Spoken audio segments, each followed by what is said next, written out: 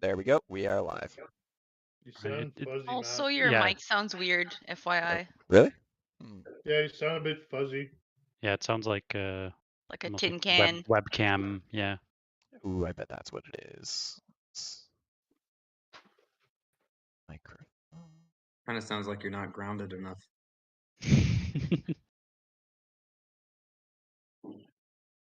Okay. Recapping last week, you had a difficult fight with an arch rival of yours named Piccolo outside the bone grinder. There was kind of strings and twine everywhere, magical strings that he was using to control puppets out in the field and around the bone grinder.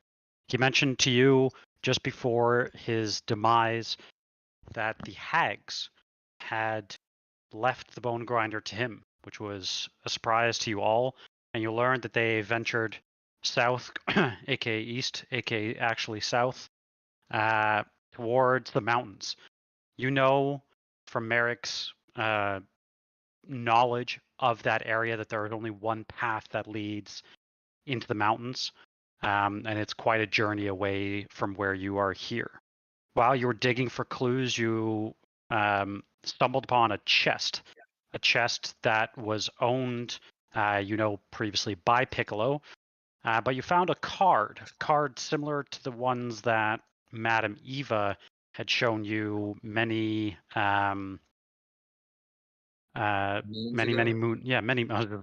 moons ago, and you found the Seven of Swords. After a little bit of investigation with your spyglass, you learned that the Seven of Swords stood for the Hooded One. And on the back, as you looked at it with your spyglass, you saw written in... could you read it? Question mark. I don't No. think we knew the language. Okay. Yeah. So yes, so that's okay. Good that I checked. So you're not sure entirely what it says on the back, but you do see some writing. Did You we believe identify? it to be a language of the Fae. Yeah. Okay. Yeah. So it was Sylvan or something. Yeah, that's right. Yeah. But you believe there's definitely to be a clue, potentially as to where you're supposed to be headed.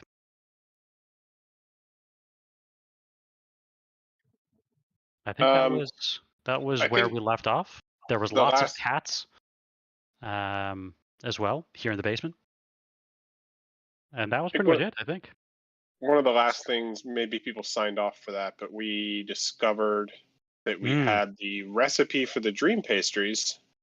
Yes. Apparently, and that now I have a bag of teeth of children that could maybe be ground into dream pastry paste. This was uncovered because I said, I wonder if we can like fake the pastry somehow. And Jeff's like, well, if you remember. Well, like, we wait, actually what? weren't. You guys both had of us this? weren't in the party for that. So No. I'm just gonna say this off table, just in case this encourages or disencourages anyone. If anyone tries to make one of these pastries, Mercer is gonna start swinging. So just make your decision with caution. Reeves has no self-control. It still sounds like your mic is going Really? through. Yeah. Yeah, it Try sounds to- like it's got like a grounding issue. It's like fuzzy, yeah. have you Is that tried still- turning it off and on again? Still doing that? Yep. Almost like there's a short. I'm gonna try one more thing. Here.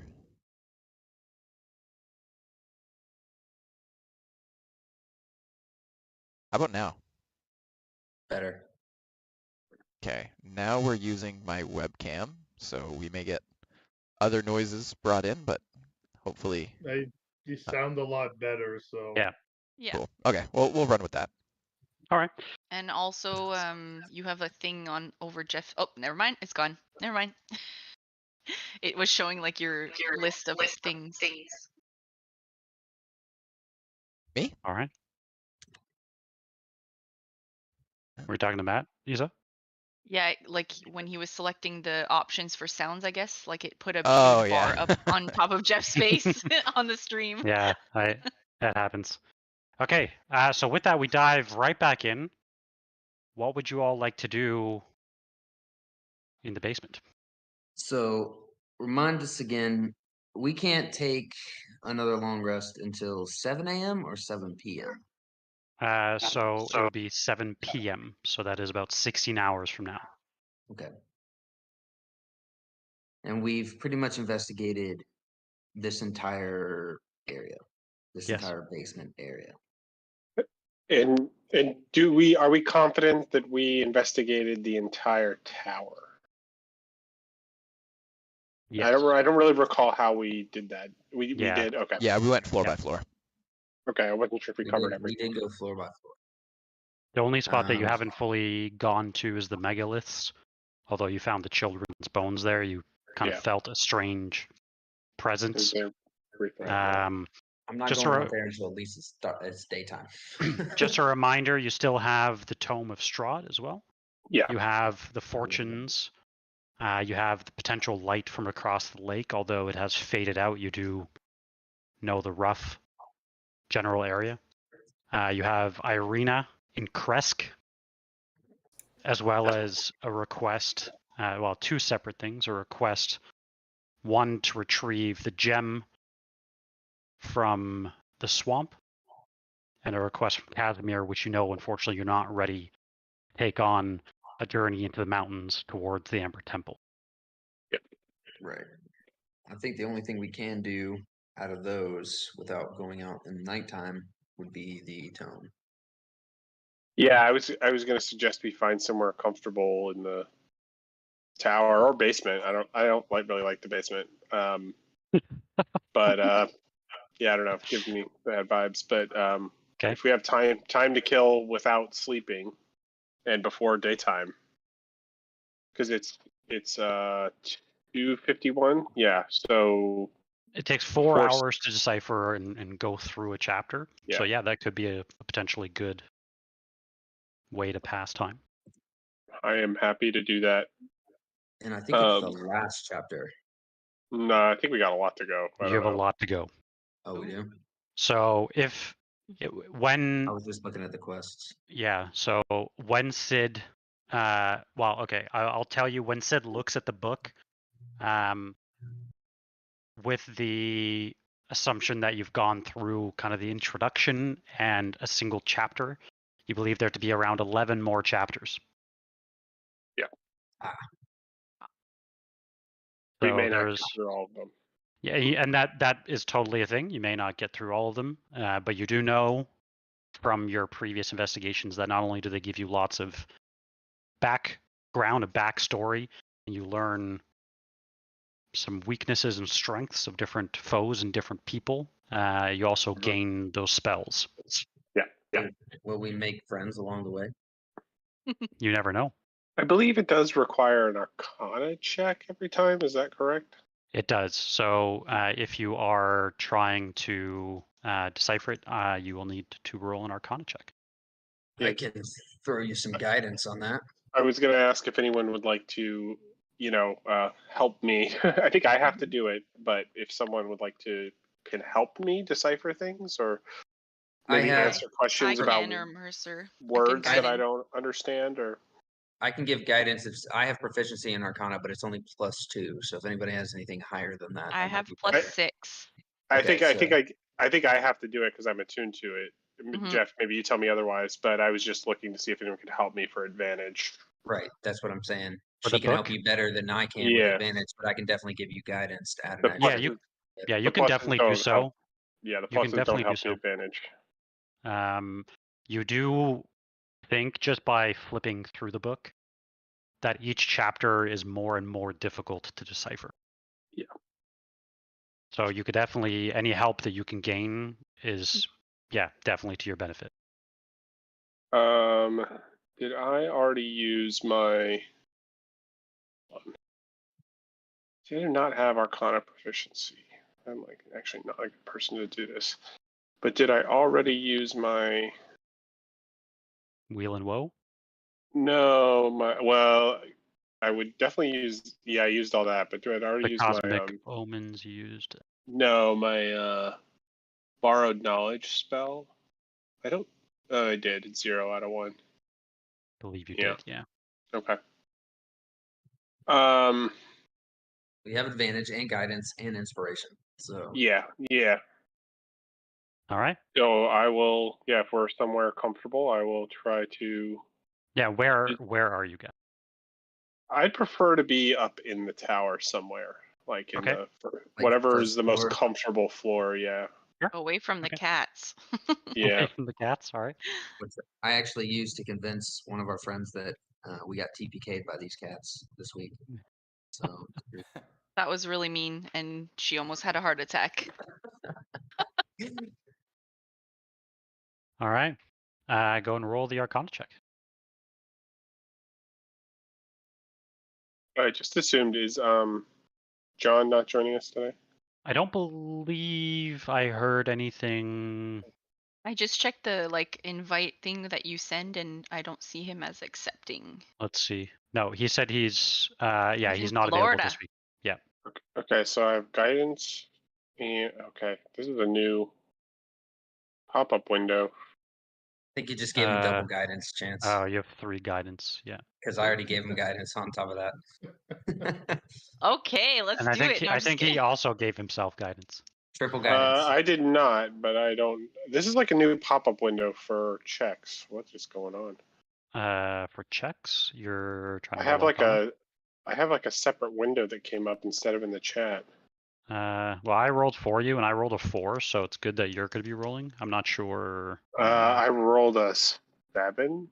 I don't see it. Are you under public roll? With advantage. Oh, why did that? Oh, it just okay. went Okay. I know why I did that. I think so you an 8 total. that's not great. That didn't include the guidance. It does not include the guidance, but it won't make a It difference. won't matter. Okay. I have the flash of genius, I think. Still have one more. Let me just Flash check of it out for a Genius. sec. When you make an ability check, I would add my intelligence mod. I'm not sure it's going to be enough. Yeah, it's you only could. +3.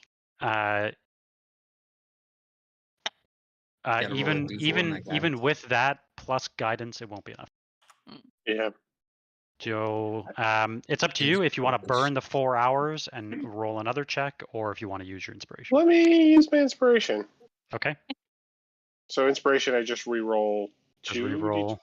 2d20 again, or 1d20? Yeah. I would say 1. Yeah, it's like the lucky thing where you just roll an additional 1 and you choose which one. Yes. Yeah, let's see if it pops up that same way again. Better. Okay, and do you want to roll a d4? I do. Okay, that's enough. Yay! So as you start deciphering the chapter, you read back through kind of the footnotes of the first chapter as well. You remember that at the beginning of the first chapter, it stated that I was the warrior, I was good and just, and I thundered across the land like the wrath of a just god. But the war years and the killing years wore down my soul as the wind wears down stone into sand. And that was the chapter that recounted Argynvost Hold, where you guys were at the foot of the hill going to Argynvost. As you begin to read the second chapter, it starts as such. My army settled in the valley, renamed for my father as we took power over the people in the name of a just God, but with none of a God's grace or justice. As you start reading the chapter, once again, you're surrounded by the mists, and you find yourself standing just beyond the front gates of a curtain wall, so colossal that the largest of giant kind could pass through it with ease. The wall is nearly 50 feet in height and interrupted by squared-off turrets that rise even higher. The wall is further dwarfed by the round towers of the keep overhead, the tallest of which soars 3 times the height of the gates, and weighted hooves clop around the wood of a seemingly infinite bridge behind you. I'll move you all to the map. If I could find the map.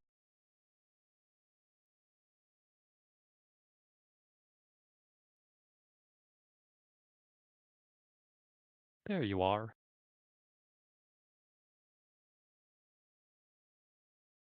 And let me know if this loads for you guys.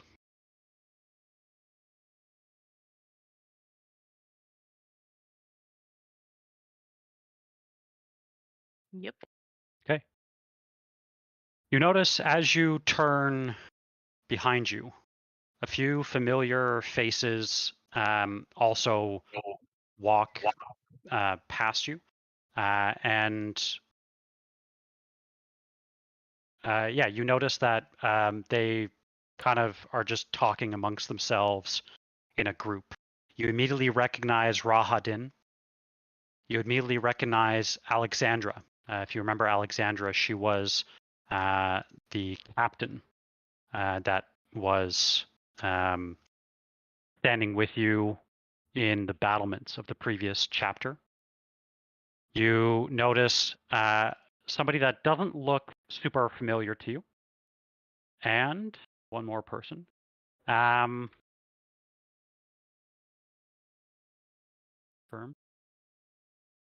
Yeah, a second person that you also do not recognize. The 2 people that you do recognize is Rahadin and Alexandra. What do these other 2 people look like? Yeah, great question. So one of them is a male, and he appears to be wearing very, like what you would immediately recognize Mercer as high-ranking wearer of the church. They're like beautifully adorned robes. You can immediately tell that they have crest of the Morning Lord on them. The other, Wearing his high vestments. the other you notice it seems to be wearing not like just plain clothes. They're not colorful. You notice that they have this lion's head necklace around their neck. Yeah. We've seen something kind of lion's head related before. I was thinking that same thing, yeah. I think in the Curse of Strahd, in the Castle of Strahd, wasn't there like an armor or like wasn't there something or like a picture? There was one in the castle, yes. Yeah, in the castle. Yeah. Do you want to roll maybe a history check?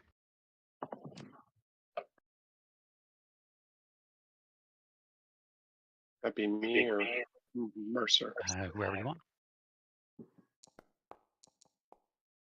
Ooh, no. No, not you. Lovely. Anyone other than you. Not How me about either. no? Wow. Okay.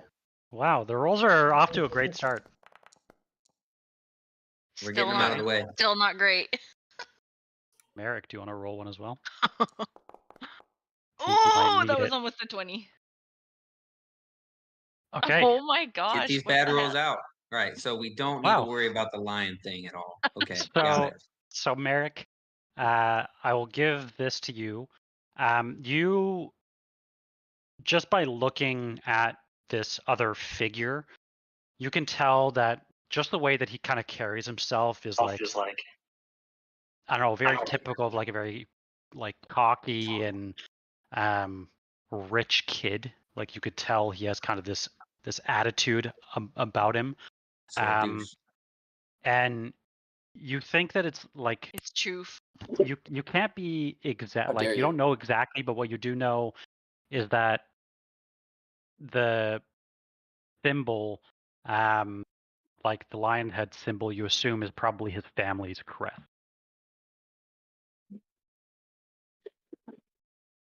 Now, do Super these relevant. But... Go ahead. Sorry, Merrick. No, that's it. That's all. That just. Do these people like notice us around? I mean, I remember from like the like the prologue, basically, where we were seeing Strahd as a kid. It kind of like took our interaction in order to get people to interact with us. But the first chapter, we were kind of like thrown into it. We were already there. So does it look like as these people are kind of coming towards us that they even notice our presence, that we're standing in the middle of this road here, or is it kind Yeah, of like... you notice that there's a lot of like people walking amongst the courtyard. Okay. But they don't like appear to necessarily immediately like zone in on you.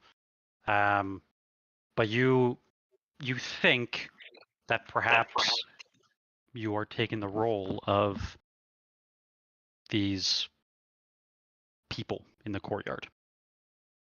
They Just like generic people. we're NPCs. Mm-hmm. So you mean I'm not the main character?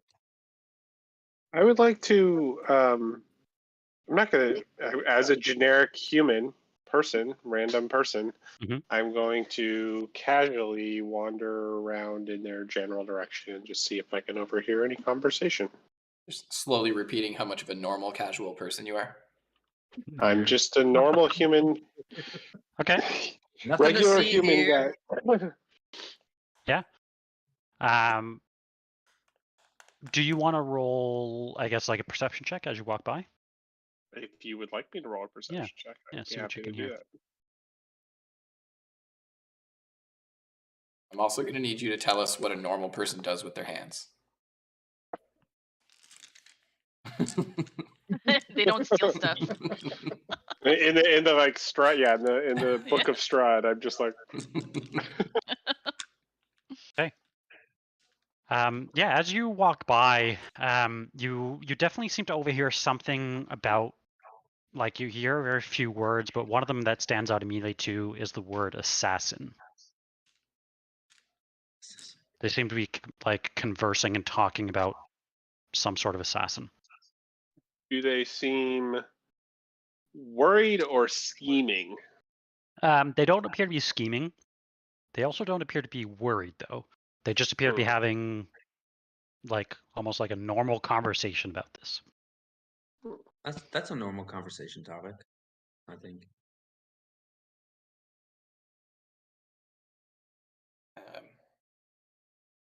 I would like to blend into my surroundings as best I can to eavesdrop on that conversation a little more after hearing the word assassin. I get a bit more information from that if I can. Okay. Yeah, I'll have you also roll a perception check. All right. They're down here to the south. See Rahadin down here, is that right? Yeah. Oof. Okay. Yeah, they're kind of like all here in this area. Okay. Okay, so as you come by, you also hear, again, some references to an assassin. You also hear that they have captured somebody.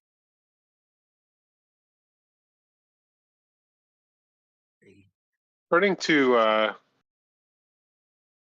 to Reeves, regular human person Reeves. Regular Reeves. Maybe I'll whisper something about the card that you pulled, or the new card you have. Wasn't there like an assassin card, or was it, what was it? The dark, The hooded man. figure. The the hooded figure. the hooded one. Yep. I'll kind of whisper to him, the hooded figure? Question mark. Definitely worth keeping our ears open to see if we can find out more about this this person. Yeah, as they kind of finish their conversation, all at once they kind of look over to you and kind of motion you over. All of you.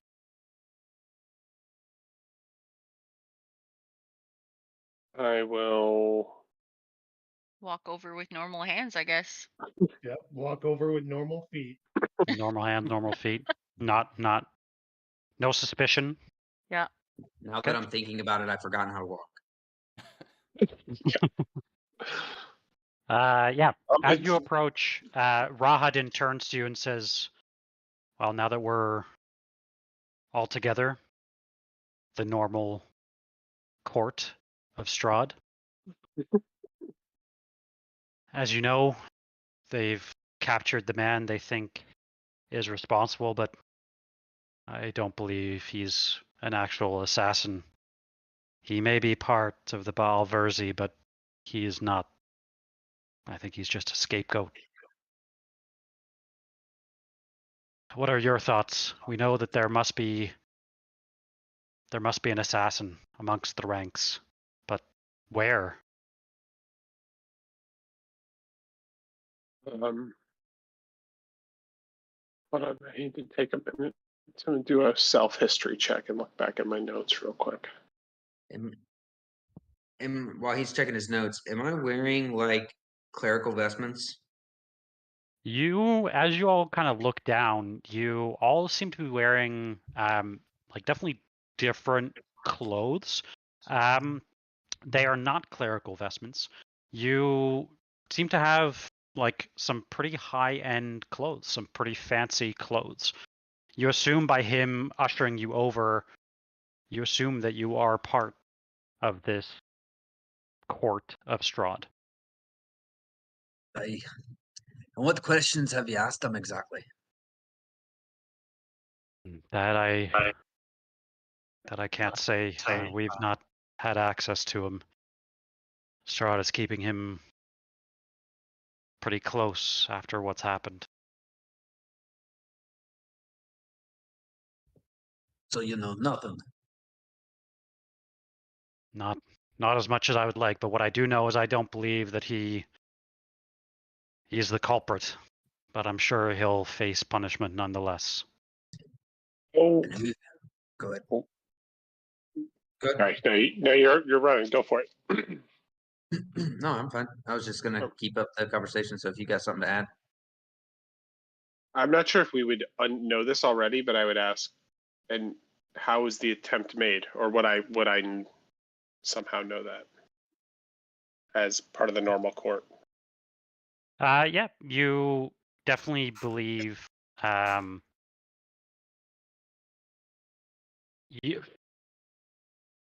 They would tell you. I guess you would know rather that this is likely like an attempt. How do I want to phrase this? I'm more kind of like asking, like, poison, daggers. was it or... yeah? Yeah, you believe it was done by a dagger. I'll look at Reeves again.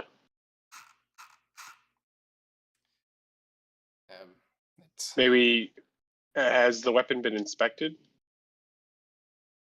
May we see it? I don't have it with me. Strahd has that with him. I'm sure he's taking a look at it. I did hear something about a strange corruption in the weapon. Strange corruption, you see. So a curse blade. That's what they're saying, but again, I haven't looked. I'm not sure. Do you think the blade could have been put in the lad's hands and it twisted it to his will? That's definitely an interesting consideration. May not be getting anywhere with your questions because there's no answers to be had. He didn't know he was under the influence.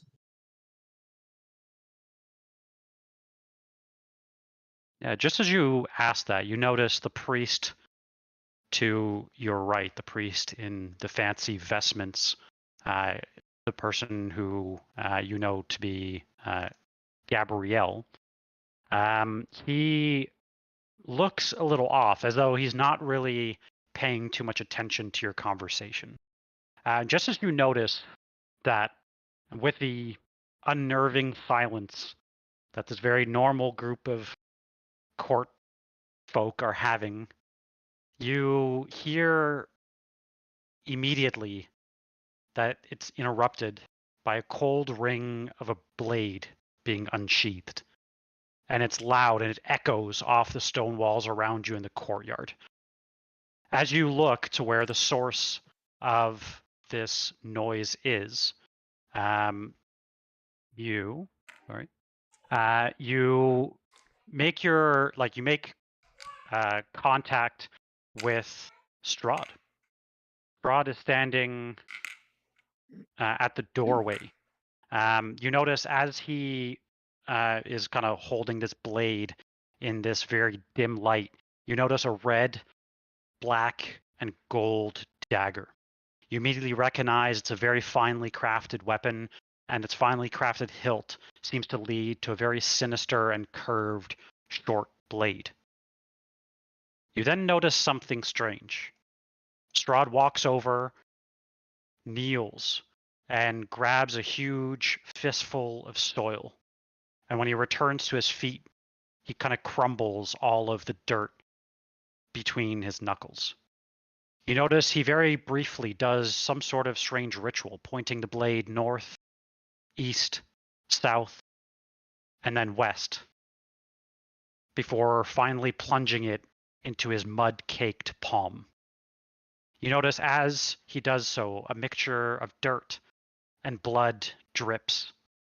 And as he squeezes his fist and more of this muck just starts to drip off his hand, he proclaims to the entire courtyard, I am Strahd, and I am the land.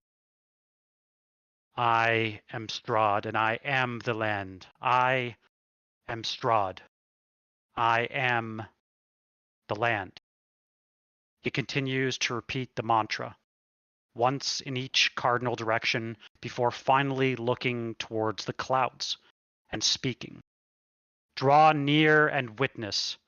I, Strahd, am the land. And that's when you notice blood and magic meet the soil, and above you, the stars disappear as the sky is swallowed. With that, mist starts to seep in from all directions as the courtyard vanishes. When you continue to read, oh, go ahead. No, I was just gonna ask how does Strahd look in comparison to present day Strahd? Much younger. Okay, so like, Yeah. does he have like a healthy tan, or Yeah, is he very yeah. pale? No, he's got a Okay. healthy look Yeah. about him. Okay. Normal human guy Strahd. Yeah, exactly. Yeah, exactly. Normal hands. Normal hands. Normal hands. I am Strahd. I am the land. Yeah. As you continue to read the chapter, you read a similar statement to what you read at the beginning of the chapter. All goodness slipped from my life. I found my youth and my strength gone, and all I had left was death. You find yourself, as you emerge from this strange void, this strange fog that surrounds you, you find yourself in a familiar room. A room that, one second, as I move you. You find yourself in Strahd's study, a room that you've been in before, in his castle. You notice whatever feeble light burns in the dimming fireplace is just enough to fill the room with rolling waves of red and amber light. You notice that there are rows upon rows of ancient books, and their covers are well oiled and preserved through careful use. You notice that there are large gaps that span segments of the shelves, which you assume are likely just to be left to fill with more knowledge. The stone floor beneath you is covered by this very luxurious rug, and in the center of the room is a large, low table, waxed and polished to a mirror finish. This is slightly different than what you know to be the current case in the castle. You know that everything while it, they try to make it look as new and fresh as it does here in this room, you know that age has gotten the better of the castle. You Jeff, notice your mic is kind of cutting in and out a little bit there. It's like getting weird sounding. It sounded like you had a major lisp. It a really lisp. did. Nice. Yeah. Let me try. It was like it was cutting out all your. I wonder if it's like a Discord issue or It- something. Is it better no, now? It's better now. Yeah. Sometimes, now. yeah. Sometimes when you move around, I find okay. it does Okay. it during the session. I will sometimes. stand still like a normal person. You can't though, so I know. What part did you miss? Anything? No, We I think didn't. we We had didn't it miss. all. We didn't miss Okay. anything. I'm just letting you know that it was Cool. starting to sound like a little weird and lifty. Okay. I am standing still. You notice that even the poker in the stand next to the blazing fireplace is polished. A sturdy and carved desk seems to house several scrolls of parchment, open books, and candles that are burned nearly to the wick. In one of the two chairs, crafted of burgundy color with padded leather seats that face the hearth, you notice Strahd. His head rests Sorry, go ahead. Am I sitting in his lap? we were sitting on him, so You we'll are move. You notice that his head rests sorrowfully in his left hand, and a letter appears to be gripped in his other hand.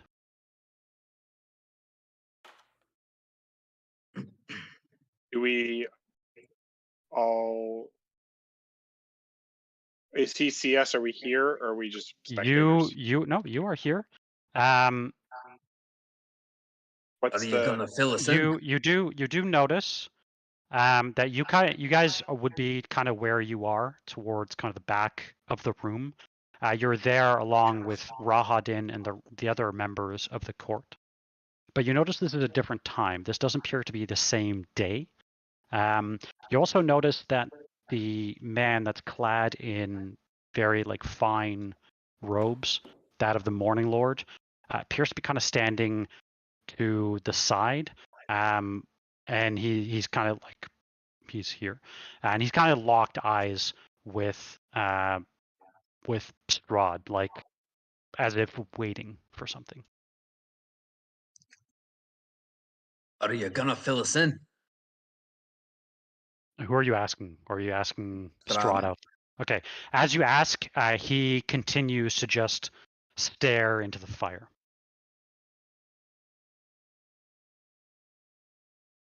We'll wait patiently. Unless anyone else wants to do anything. With normal hands. We can't help you if you don't tell us what's going on. We're here for your counsel, but we're not mind readers. This you know. Yeah. As you continue to stand there, and as Gabrielle kind of makes eye contact with you, he kind of goes like he's shaking his head as if to warn you. I'm just gonna stand up straighter and just push my shoulders back. Okay. Yeah. And as you do, maybe a few moments later, you do notice Gabrielle walks over and seems to whisper something towards Rod.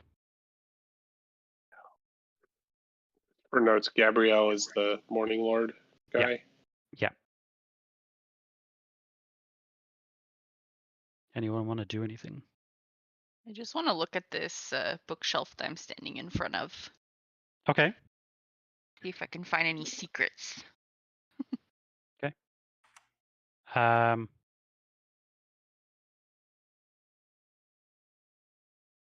Yeah, go ahead and roll a D100.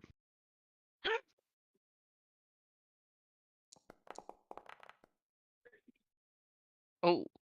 36. Okay. Yeah, you pick up a book that reads Distinguished Vintages. Okay. I am going to walk towards Sid, but I'm going to do it along this path to try and eavesdrop again. Okay. As to what is being said there. All right. Yeah, roll a perception check. Connect 4. Oh, very nice. As you pass, you hear some key things. You hear Gabriel offering his condolences to Strahd. And you also overhear him asking if he'd like to come and take a walk to the chapel.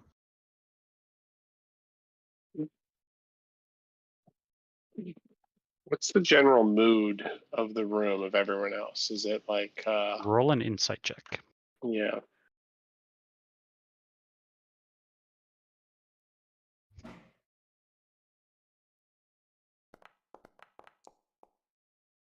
Nice.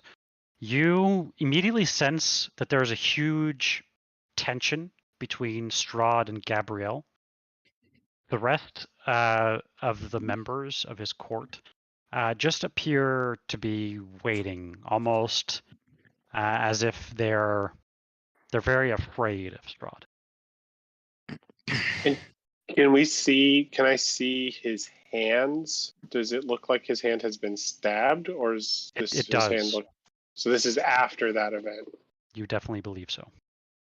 Although it's pink shirt day, he shouldn't be bullying people. No, this isn't the I'm past, just gonna make a Isabel. really loud old man grunt and cough. Okay. Can I open the Just- book that I found? Sure. Yeah, if you'd like. So you're just letting out. Yeah, just a. Okay. Are you just trying to get their attention, I guess? Basically. Okay. Yeah, you notice when you do, Strahd kind of slowly lifts up from his chair. The letter he had clutched in his right hand, he kind of crumbles it up and just throws it onto the chair. He briefly makes eye contact with you, but he starts to walk towards the door along with Gabrielle. I'm gonna go pick up the letter then, if he's walking away. Like while he's still in the room? Well, you said he's walking away. Yeah, so... he'd be like here. I'm just gonna, if anybody wants to do anything. Yeah, just like inconspicuously normal human walking. Okay. But I'm not gonna grab the letter until he leaves the room. Okay. I am gonna wait a few moments, but try to follow them out of the room. I was thinking the same thing, Sid. Okay. Like at a respectful distance for someone who might have lost something. That's Okay. my theory. I don't know. That's fair. That's fair. Okay. What's everyone else up to? You're opening the book that you found? Yeah. Chance? Okay. I want to know if I should like keep it or just read it and put it back. Yeah, it looks like a generic book to you. Like nothing jumps out to you as like extraordinary. The kind Did of you book say it you'd was get on a called 36. Vintage? Yeah. Okay. Distinguished vintages. Sounds like wines or something. So I'll Yeah, just exactly. put it back. Okay. Is it written by the Martikov? Someone from the Martikov family? Ooh, This one good is question. not, but that's a great question. Okay.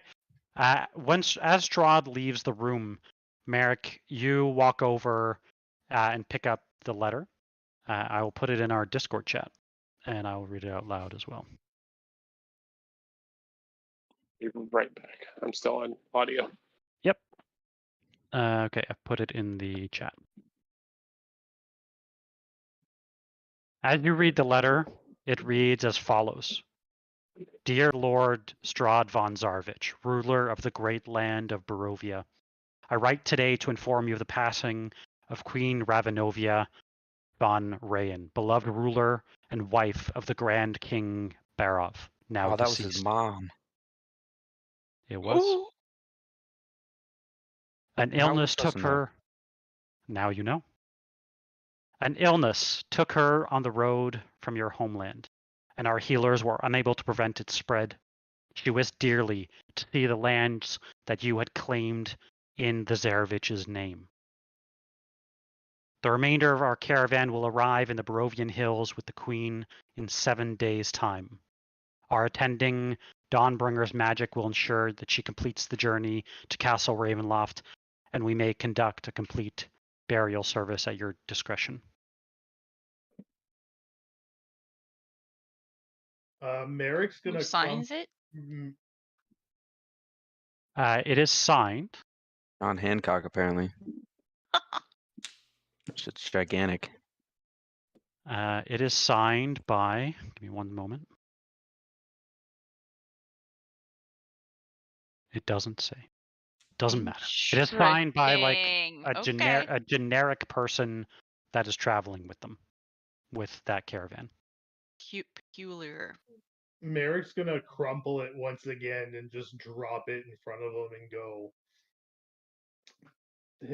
His mother passed. What of it? Ooh. Trust me, I could care less. But as we are here to find information, we might need to know more. As you're looking around the room, does everyone want to roll maybe a perception check for me? Merrick's gonna nod to your comment there, Mercer. Damn, I'm getting the bad rolls out, son. Get them out. Yeah. Well, I only have one eye, so I'll chalk it up to that. Okay. And Sid. Oh, that is hard to see. Are you rolling for Malthael for all these checks as well? I'm not, but is my dice cam working? It is. Cool. Okay, I will do that. I mean, he could prove to be useful, right? He is here. He is also a normal person. I know, but it adds extra to Jeff to have to deal with. Yeah, fair enough. I rolled an 18. That's pretty good. Okay. Yeah, You rolled like an 25's 11. pretty great. Okay. You have a 25. You notice, Sid, that kind of just as you're going to follow him out of the room. Starting to do it again. Really? That's annoying. Yeah. Stop it, microphone. It's probably because I'm moving. Okay. So you notice that as you're following him out of the room, so do the rest of the court. But as you look, almost like reminiscing about this room and noticing how different of a state it is in today than what it actually is since you've been in this room. You notice above the fireplace, previously there was a portrait of Tatiana. And you don't see that portrait. Instead, you see a portrait of what you can only assume to be King Barov and Queen Ravenovia, his mom. And so you don't necessarily think he was looking into the fire. Clearly, he was looking at the portrait above the fire. What's interesting is it seems, well, this is just me speaking notes. It just seems like, even though he's saying that I am the land thing, like he's not in power yet, which is a little confusing with the blade and everything. Well, he's in power of this land, of the land that he's conquered. They're from a different part of the land. I see. Yeah. Yep. Okay. So I guess he was just trying to alpha yell his dominance for this area. I mean, he did just kill a dragon, so maybe to one of the nearby. How am I going to ask this? One of the nearest counselors. So seeing that picture and kind of putting it together that this is his land, but not their land. Like the castle we were at before in the first vision, I think, was totally different, right? Same castle. Okay. So what I'm going to try to ask is how far along the road, how long had she been traveling? Wait, so sorry, I don't mean to interrupt, but you said it's the same. How can it be the same castle as the first vision Because Strahd was a child in the first. Yeah, that's what I'm trying to think. Oh, that castle. Okay, that is a different place. So the first place that the first place where you were at, where he was learning to sword fight, was more like a big manor and not like a giant castle. I guess what I'm trying to connect is like how. I don't know that I really understood where that manor was, but in relation to like here, like where is he? It's at least 7 days out. Absolute least 7 days out worth of travel. So you believe the original manor that you had the vision of was somewhere on the far western side of what you know to be Barovia. Far western side of Barovia. Yeah. So you assume that it's even west of the Wizard's winery. Like Kresk. Even further west. Okay. Damn. All right. It's west. Yeah. Okay. West by west. Anyway, I'm just curious. All right. Yeah, Now, I'll just follow along with that. roll a history West check squared. for me. Roll a history check for me, and I can maybe give you some more info. You can all roll this, because you all would have had... actually, would you have all had this vision? Actually, it would just be Sid. I Which think that vision? had this vision. That I would love to tell you, but The unfortunately... one time I roll well. Would you like to roll it again? Because I feel like this might be some useful info. You can take my roll. You could just tell me. I could. Rolling's fun, I guess, but my better. my in checks are horrible. Okay. Can 13's okay. 13's all right. Okay. And the reason why I'm saying rolling for it, because this is something that you would have learned session 2. Yeah. So you remember when you touched the tree in... Yeah, the hill with the tree. And then you had the vision of the hill with... what you now know to be Yester Hill. Yeah.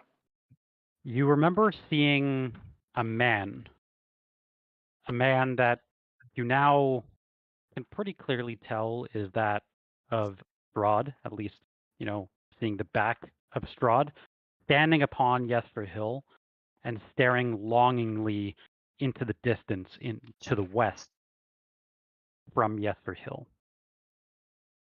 And if I can find the description in the chapter.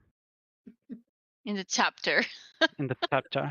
Now the your chapter. mic is doing it again. Really? Well, it's Yeah. it's actually funny right now because when his head is hidden by the dice roll camera, he's muffled, and then when he slightly moved Oh, it no. out and we could see it, it's normal. That's weird. That's so weird. They're not even close to It each just other. happened again. No, I know, Yeah. I know. It's just Yeah. coincidentally funny. That's all. Yeah, I wonder so if you... it has to do our power went out earlier and it like shut down everything. It could No, be. I have no no, idea. It's okay. he's done that in other sessions. It's fine. So interesting. when you remember seeing that vision, and when you were on top of Yester Hill, you remember looking west into the curtain of fog that surrounds Barovia, Yeah. and you would have seen a white fortress on a hill above a great city.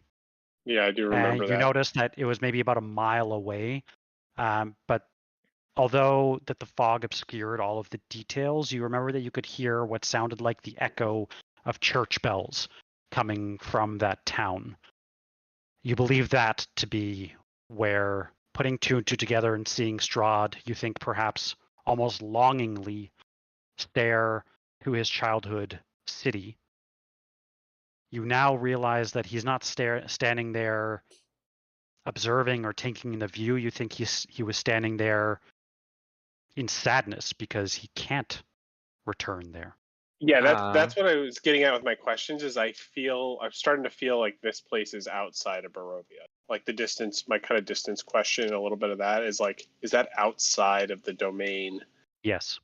This mist domain, yeah. He's like Correct. cut off now. Yeah. Oh, he's a sentimental vampire. He has feelings.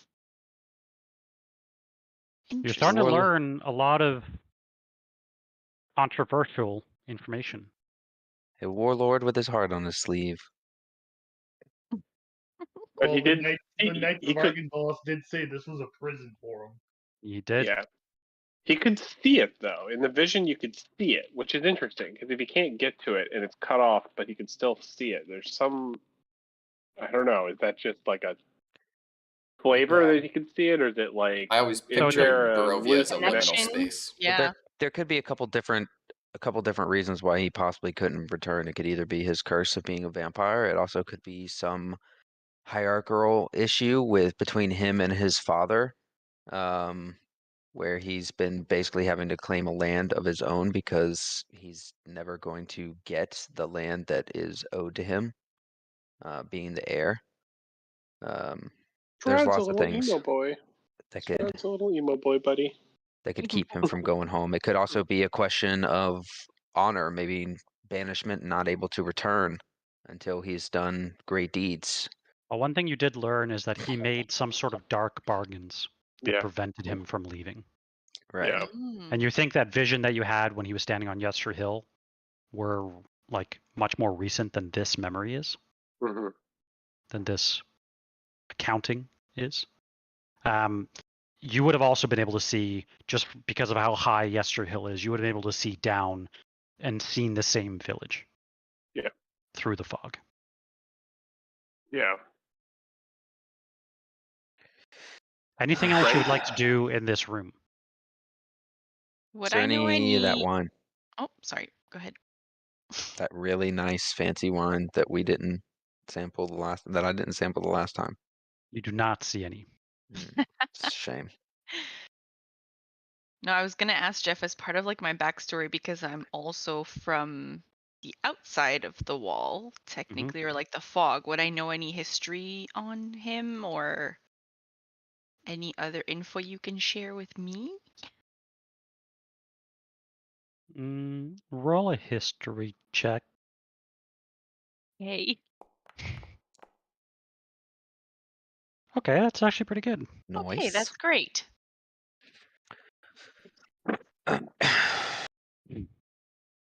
So you remember from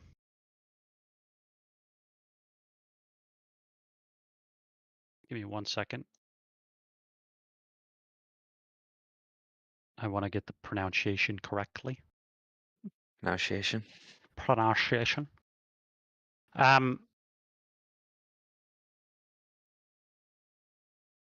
Okay. So you would have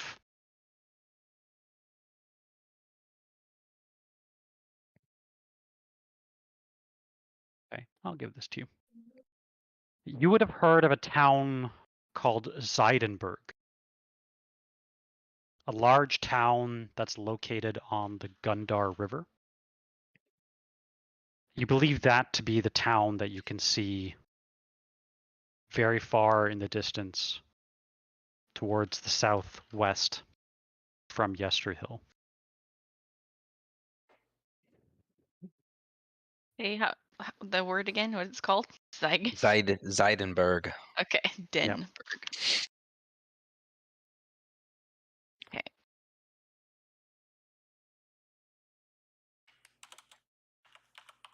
And you would have probably never visited the town, Mm-hmm. but you would have heard about it. I mean, it's a bigger town.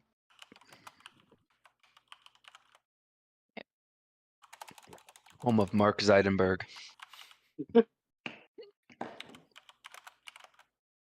Okay. And this is where we're thinking this like castle is? Now you know you're in Castle Ravenloft, so you know exactly where that is. But the original vision that you had where he was training with his sword, you remember, you feel like that is approximately the area where Strahd's family home is, his manor. Anything else you would like to do in this room? And this quick thought, I just want to continue following. Now, we haven't tried this yet, have we? Of potentially taking something from the memory? We have not. Yeah, I don't believe we tried that. We did bring our wounds and spell slots and lost stuff So from our. I would like to take the letter and fold it up and put it in my pocket. Okay. You had said that this was like a desk with like open drawers or something. Was this, or was it this one here? That one. Okay. I'd like to take a look at some of the documents and stuff on there to see if there's anything, anything we can use as kind of information about Strahd, or maybe the politics that are going on right now. Okay. Are you going through the drawers and stuff as well? Yeah. Okay. Yeah, so you don't really find anything of great interest or anything on top. You do find a small lockbox in one of the drawers. I am going to stealthily put that. Is it small enough for me to put in my pockets or in one of my pockets? It is not. It's maybe like yay big. Are you gonna steal and break Strahd's rules? Not stealing. How big is it? It's about yay big. Like, it's too big. How many people are in this room right now? The other court members have left. I'm gonna pick that lock. Okay, roll sleight of hand. I mean, can you steal from a dream vision? Really? Is that breaking the law? There's cat butt. Yeah, a lot of cat butt. Cat butt in the camera. All right, bud. How can I help you? He's so funny when you pet him. His mouth is like wide open. Okay. Roll a d4.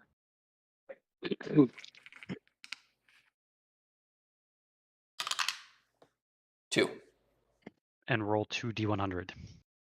No. Whoa, whoa, whoa. I'm kind of nervous It's about getting this real. And then roll 5 d. No, I'm just kidding. 10d6 con save. 6. Okay. And 95. Ooh. Okay. Every time you roll a d100, you get really high rolls. Started with 6. So you opposite ends of the spectrum. You find inside this lockbox what appears to be a tiny clockwork figurine of a dancer. You immediately notice as you turn it around the back, there's a gear that's missing. Small gear that's missing. Oh, this is my jam. Other than that, remember the last time you fucked with things that had gears? This is my jam. Okay. Feel free to add that to your character sheet.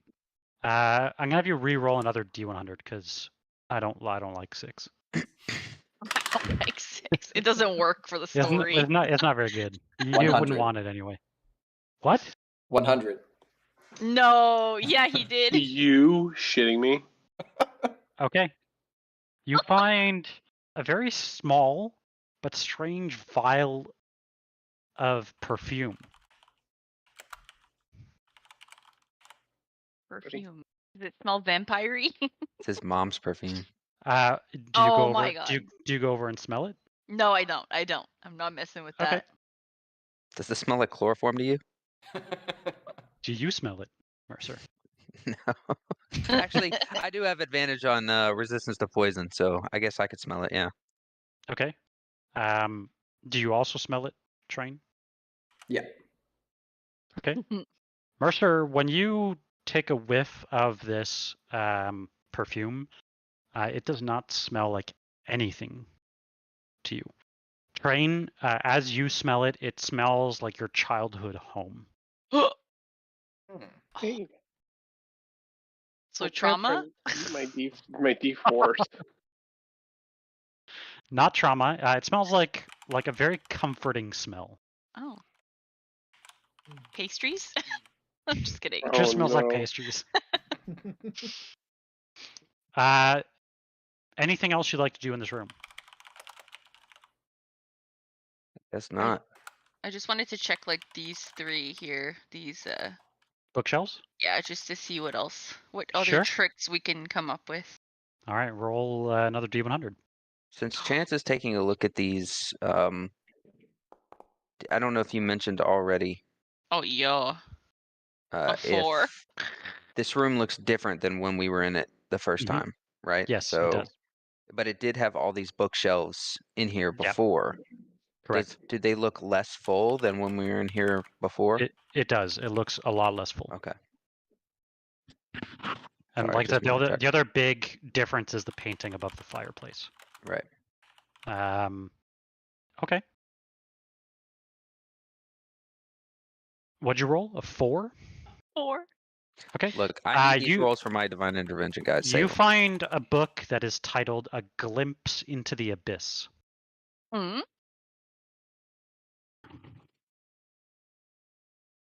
Okay, that's kind of creepy. I don't know if I want to open it.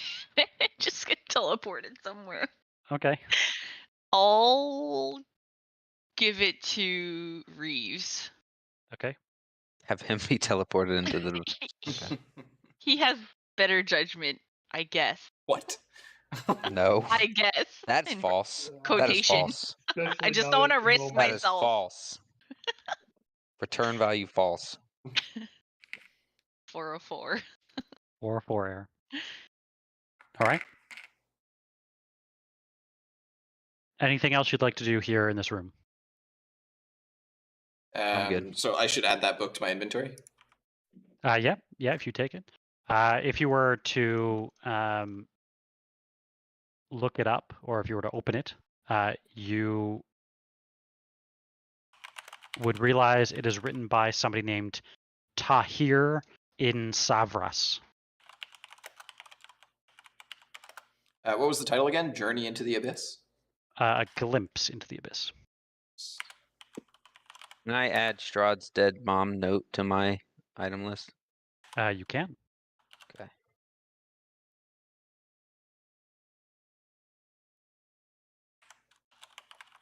I'm good. I don't want to do anything else in this room. Okay. Yeah, as you look around the room, or rather as you walk through the doorway, just as you open the door, the smoke kind of re-envelops you as you read the last part of the chapter. And it reads the following. Escape from the isolation of death was impossible. In my many years, I learned that the brightest days cast the darkest of shadows. Sid, since you've now completed this chapter, you now have access to the spell Gentle Repose, which you can cast once per day, per dusk, basically.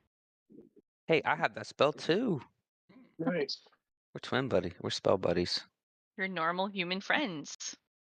Turning into a wizard, the druid wizard. So I've added Wizard. that to your spell list as well. Nice. It's at the bottom. Yeah, so you can cast Gentle Repose as a ritual. Are we out of the story now? You are back. Do I have the note? You do. Cool. So we can take shit from that stuff. Worth it. You continue reading. Or it is now 8:51 a.m. So we have daylight. You have daylight. So we can't rest till 7, but we have daylight. Is there? We could move and rest somewhere else. It's dangerous, but Do you want to look at the cairn? I would like to. I'm looking at Reeves. How's Reeves looking? Hungry. Best to keep me distracted because I have something I'd like to do with a bit of downtime. I need goggles of night. It better not be making pastries. No, as much as I want to. I want to make goggles. Actually, Mercer, do you know the spell Dark Vision? No, I don't believe I have access to said spell, but I can check. Or Sid, would you? Sid would most likely have I it. I think know I it's a do. druid spell. I could prepare it on the next. Could Well, I prepare just it on the. need. I would need Yeah. a scroll of it, and I forget how scrolls are made, but I think. Okay. I don't have access in my cleric spell list to dark vision, so no. Okay, I that's fine. Yeah. I can learn it as well. It's on my list. Yeah, Okay. we could try to make you a scroll after. If it's on my list, do I have to prepare it to make a scroll of it? I believe you do, but Okay. there's an actual thing of scroll scribing in Kibbles. I will Yeah, open I it. know. Yep, I haven't looked at it in a while, but Yep, give me 1 second. I will open it. I'm making more progress with free spells from Strahd's Tome right now. They're very helpful. Yeah. I will say they get better and better. Merrick. Scroll scribing. So crafting a scroll is your calligraphy tools, accuracy bonus plus int mod. You basically need the essences to craft it. Mm-hmm. If you don't have the magical essence, you can still let's see. I think if you know the spell, you don't need the essences. So you don't need the essences, but it's an exhausting process, and it drains your magic far more than just normal casting it. You gain a level of exhaustion for each crafting check that you make to create it. Depending on the level, requires a certain amount of checks. Yeah, but I think if it's int mod, Chance may be better at getting you that than me. Yeah, and if we can do it is before a long rest, then the exhaustion wouldn't be a problem. I Correct. also need less sleep, so I don't know if that has to do with it, Jeff. It will not in this case, but okay. Yeah. But yeah, if we can do it, if we can do it before a long rest, then we'll be okay for that. But we're not ready for all that. Yeah, so. that'd be long rest after this because one of us would have to prepare it and then True. Exactly. And with the Cairn, I don't really have my spells prepared to do any cleansing, but I do want to kind of try to get the feel that Sid got and just get an idea of what we might be dealing with. Okay. Yeah. You're heading up to the stones? Yeah, I'll tell him about kind of what I felt and ask. Okay. I know Sid and I are. I don't know if anybody else is coming with us. I'm tagging I can along. go. Matt, Okay. were you gonna ask me something? Yeah, do you have an uncommon reagent? I have. I did. Oh yeah, I forgot to give it to you. You wanted. I it have last one. session. Uncommon poisonous reagent. Yeah, if one of you guys could give me one, I only need one reagent, and then I have enough uncommon reagents to make an uncommon essence. I have an uncommon reactive reagent, is what I have. Okay, yeah, if one of you guys could send it to me. I'm sending it to you. Thank you, sir. Do you need the poison one there, Chance? Not really. Would you like to have it? My lips and my tongue would indicate yes. Sent. Jeff, it's like being weird when I roll stuff. Okay, What? never mind. Okay. Like this box is like I've never seen this before. Which box? Right here. What does that say? It's like 2 Game Master and Isa. Yeah. No, that's always like that because he sent you an item. Oh. That's always been like that. No, usually it shows different. Oh, maybe they changed it. It's possible. Yeah, Pete. So before we reach the hill, I'm going to look at the hill with the spyglass. Okay. When you do, you don't notice anything out of the ordinary. Okay. Is anyone else joining us, or is it just me and Mercer? I'll come. No, I was tagging along.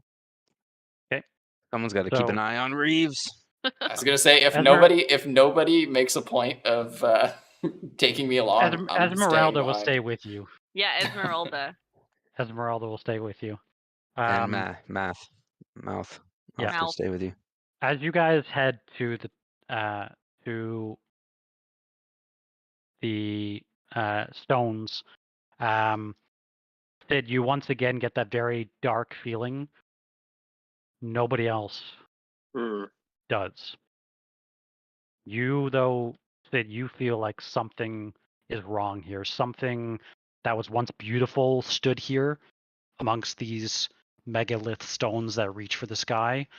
But, yeah, nobody else gets any sort of negative or positive vibe from here. Sid, I'm just, go ahead. describe what you're sensing. Does it feel stronger in any area? Yeah, I'll kind of try to walk around, and is there a acute like threshold that I feel that feeling? As soon as so there are 8 megalith stones. As soon as you step inside the circle, specifically within the stones. Yep. And I'll actually like kind of mark it out where I feel it on the ground with the tip of my spear. Okay, yeah, it's basically like anywhere within this large circle. Yep. And I mean, I'm a dwarf. I know about rocks. Can I get a better idea of maybe were these rocks always here? Were they moved? Maybe from a different location, set specifically in this way? Is this like just a natural standing stone, or was this something that was purposely set up for some sort of ritual, or even paganistic calendar, clock, things like that? Yeah, do you want to roll a history check, I guess? So I think that's what you do with your stone cunning, right? With advantage, I think, right?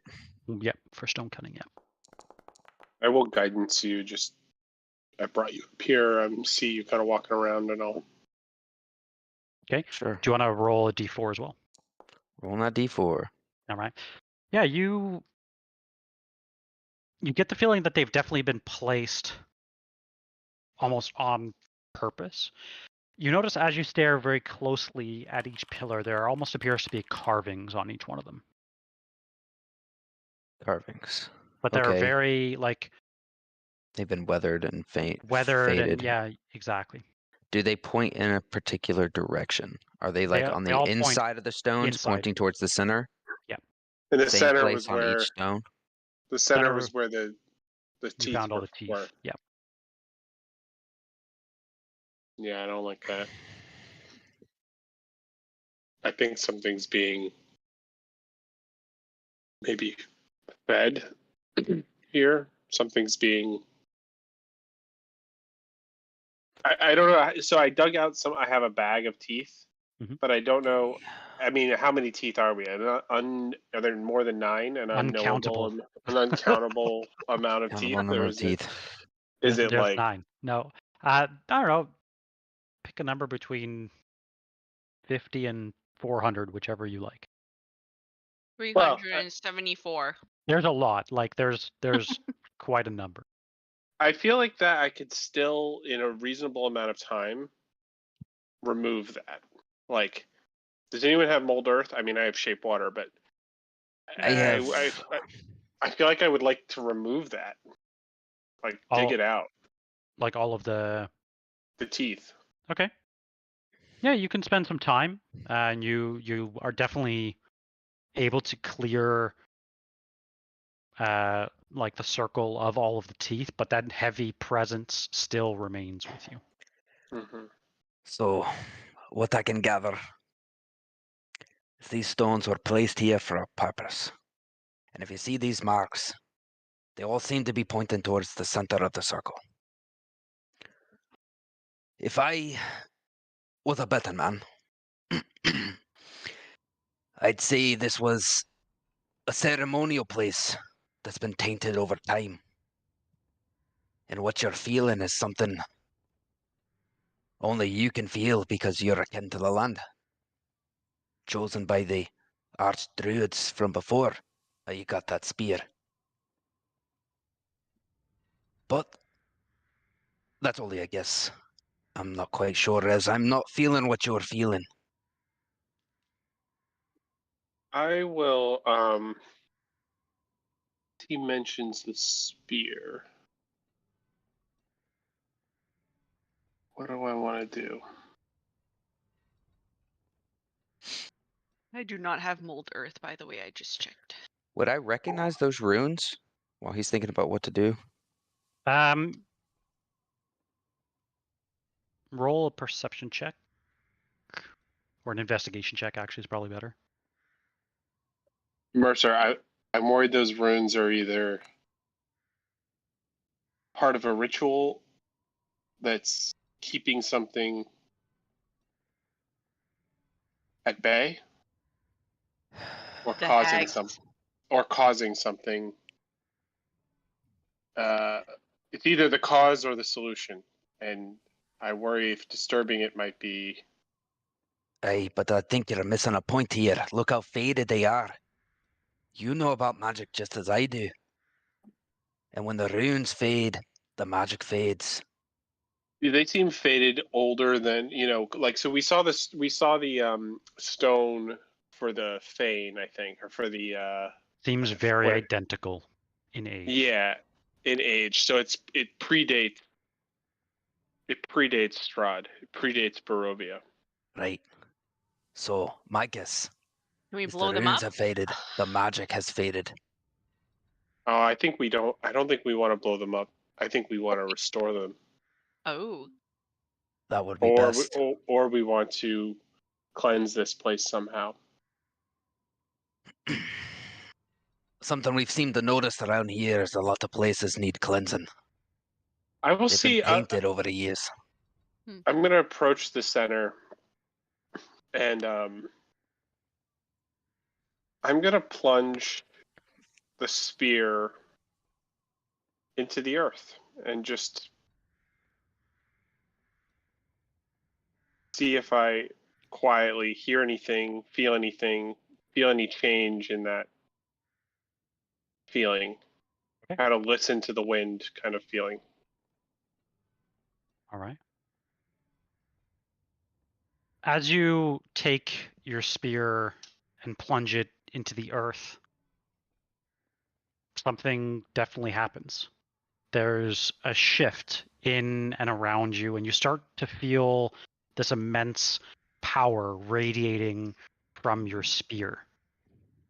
Each one of you, as you look around, see almost these ethereal like animals, each starting to appear at or on top of each one of the 8 stones. 8 animal spirits stand in a ring around the stone circle. Again, their forms misted and ethereal. The first, a sharp-eyed hawk, is perched atop a brawny cave bear's back, joined next to a majestic elk, a watchful owl, a scruffy mountain goat, a dignified panther, a savage-looking wolf, and a dark, feathered raven with a glint in its eye. Each beast bears a striking resemblance to the now more visible, more prominent stone carvings that they stand beside. Each one of these spirits regards you quietly and thoughtfully, watching and waiting.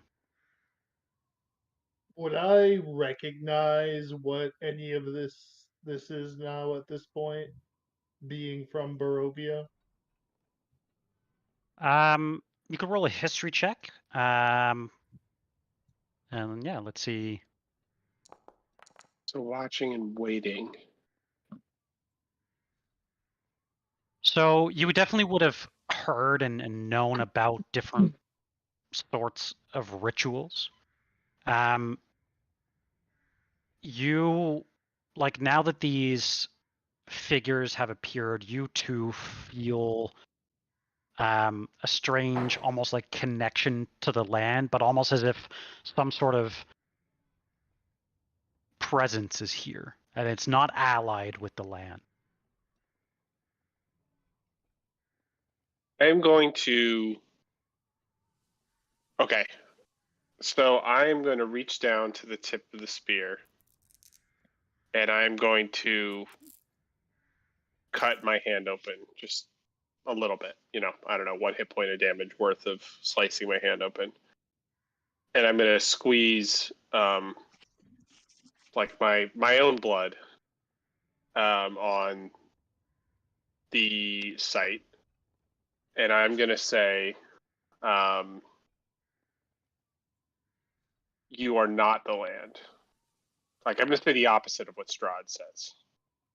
And then I'm going to say something like, remove yourself from this place. Okay. As you cut your hand and the blood slowly drips into the soil, a flash of white light beams out from the ground. All 8 spirits that appear in the circle around you bend their legs and their heads as if to bow at you, a gesture of recognition and respect. You notice something has changed. Their coats, their feathers, their fur, they now crackle with this immense power. And as you look down and you look back at the tip of the spear, you notice now that the spear kind of glows in these bright flames that seem to surround all around it. One by one, each of the spirits lifts their head towards the sky, and they almost let out a cry of defiance, a mournful howl, a raging bellow, and a piercing shriek. You notice that the flames around your spear burst with fury and strength as the very earth begins to quake all underneath your feet. The spirits continue to cry and swirl, and all of their voices seem to swirl together, seeming to say, "Long have we waited, our homes darkened and our children fearful, as the false beasts hunt from his den of stone." You notice now, as you look down at your boots, inky black slime begins to well up from the earth, its mass twisting and bubbling, forming this strange, misshapen form. You notice a twisted muzzle, a bleeding eye, a serpentine tongue. You notice, you think, as you've stabbed this earth with this powerful artifact, that finally this strange hunt has ended, and now through you, yours begins.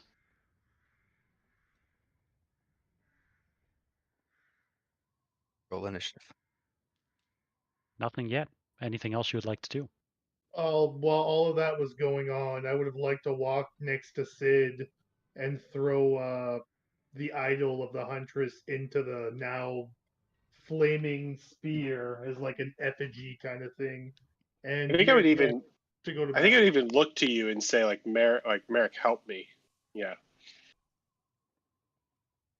Yeah, I think I would even like look over to you, knowing your connection to these things, and like ask you to help me. To change to headset, you said you wanted me to help you? Well, no, yeah, I think like I would even like look at you during this event, knowing your connection to these things, and like ask you to help me and do that. So that's all. Yeah, well, that's like my way of helping is to like throw the idol into the fire and like get down on my knees and like pray a bit next to you. Okay. Let me see if there's anything else I want to do, or I don't know if anyone else has anything. I don't have a lot. I'm already uncorking a bottle of holy water. I mean, I'll follow suit and contribute some of my blood as well. So yeah, Okay. maybe I'd start looking to the rest of the group and say, kind of expectantly, like, what can you give, almost. I guess while this is happening, I'll try to maybe go around the circle and just try to drizzle the holy water around the circle, like at the stones, like giving a drop behind it, maybe to just sort of help clean, or like even just splashing a little bit onto the stones. Okay. Reeves, are you with us, or are you with Esmeralda inside? I inside. am. Yeah, I'm in the kitchen. Okay. And Chance? I was just thinking, like, the rocks and stuff that have all the writing, am I able to like take some of my tools and kind of like try to carve them out a little bit more to make them like more visual, like more clear, so like that the like, because the point, I think we're trying to make sure the magic doesn't go away, right? You're trying to like enhance the runes, like make them more prominent, less weathered. Yeah. Okay. As a way to like help out, like, because I'm like, ooh, blood. No, I'm not doing that. All right. And I think Sirenscape is fixed. It is. Ooh. Wonderful. Bullywugs, please. Bullywugs. Okay. As you feel this almost hunt beginning, you notice now that the flames from your spear continue to crackle, trembling with unspent energy. And in that moment, and as each one of you contributes to this ritual, you notice, Sid, a strange force, an ancient force of both rage and grief seizes your form. Each one of you notices that this spear that he's driven into the earth with some unmighty, some ungodly force gets driven 6 inches further. Something that you all know no regular human could do, not even that of mouth. You notice that as it gets driven further into the earth, directly in the center of the circle, that's when the fire starts to leap from the circle's edge, and you know that any vermin that would have dared to grow too close would now be incinerated. You notice the wolves almost start to encroach from the tree line, almost watching this ritual take place. All across the valley, you hear strange spirits, their voices and their cries echoing out throughout the valley, their forms melding into this twisted flame around them. You notice that this black slime, it rears up against it, again forming the shape of this terrible, monstrous beast of leathery wings, elongated spines, and blood-red eyes. And as you drive this spear 6 inches further into the ground, it shrieks in a rage, its twisted human-like voice a mockery of the beasts around it. Through its voice, you can hear familiar and malevolent intent. And through its scarlet eyes, you see a vampiric fury and a never-ending hunger. The burning emerald tide rises to a peak and then crashes down with the sound of a booming thunder. And as this blast rings out, the abomination screams as these purifying flames devour its form. And then finally, everything around you thankfully falls silent. Slowly the flames fall back to the earth, and the twisting inferno around you loses momentum. You notice as it kind of encircles back around this stony outcrop of megaliths, the embers just line the edge of the stone ring and then eventually vanish back into the soil. You hear now, for the first time, a woman's voice, fierce and strong, echo in your ear, thanking you and saying that the false beast's pride is in the hunter's prize. Accept my boon, for you have now reconsecrated both of my forest fanes. As you watch, a small black tattoo in the shape of a wolf's head appears very faintly on your body. You notice that small, healthy roots snake across the flesh before receding once more within the skin. Just like before at the Yesterhill Fane, the ground continues to tremble slightly as a strange staircase seems to lead down below the megalith. I'm sorry, what? Eric is on like full on groveling on his knees, praying at this point. I'm gonna give Sid a hard slap on the back. You did it. I'm gonna run back and get Esmeralda and Reeves. Be like, yeah, come I see this. was gonna say go get them. Yeah. Yeah. I think even with you saying that, I would still have a serious look. The challenge may not be done. We don't know what's down there. That may be true, but we're on the right path. I'll just When nod Chance and wait for Reeves. When Chance opens the door to come get us, Reeves has like his head and most of his torso in the cupboards, just looking for all the ingredients from that list we remembered we had last session. Okay. Yeah. So let's say I did spend all that time looking for that. Would I have found any of the ingredients on that list? Let's just say that's what was happening while they were doing all Let's this. just say Melf was there too, and if he found anything, maybe Melf can carry it if he doesn't have room. Melf totally would help. Yeah. Let's see. I'm just trying to find where I sent the. It was on the chat. It's just in the main voice? chat. Yeah. It's in the Wednesday into the Mist chat. Just scroll up a little bit. Okay, you could say you probably found anything that's like dried goods, like anything that doesn't easily spoil. I just reposted it. Thank you.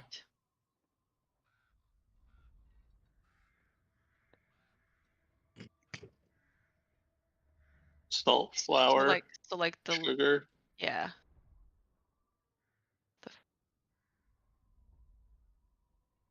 I mean, butter can be left at like room temp. That wouldn't really spoil. The fruit Like- preserve too. It's gonna be like children's fat butter. I just want to say to Sid, as we're like looking down at this staircase leading underneath the monolith.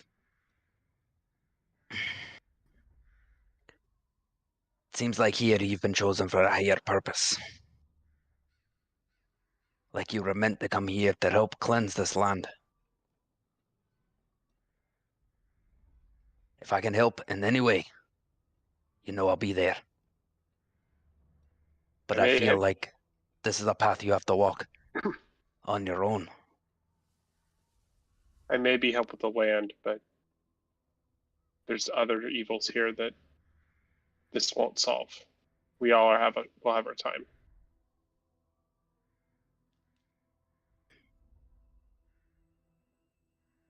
Cleansing of the land is the first start. I'm basically dragging Reeves at this point, like grabbing him outside the cupboards and be like, seriously, come see this. Yeah, once you explain something's going on, Reeves is gonna snap his head back in the game and run up to the cairn. Yeah. So as soon as everyone's there, I'll head down. Okay. And I'll cast light on the spear. Just use it to lead the way and make sure everyone can see. Okay. Give me one moment here. Do you think Merrick would go second because he was like helping you? Oh, I'm right behind his ass. Yeah. That's what I thought. I'm like ecstatic to the point where I can't talk. Actually, I'll turn to Mercer. Light the globe. We may need it because you still have the drift globe, right? Aye. So I'll take the light on the front, and maybe you can light the back. I'll give it a light and just toss it in the air. Okay. Give me one moment while I pull the map up. You put all the Tarasques down here. Mm-hmm.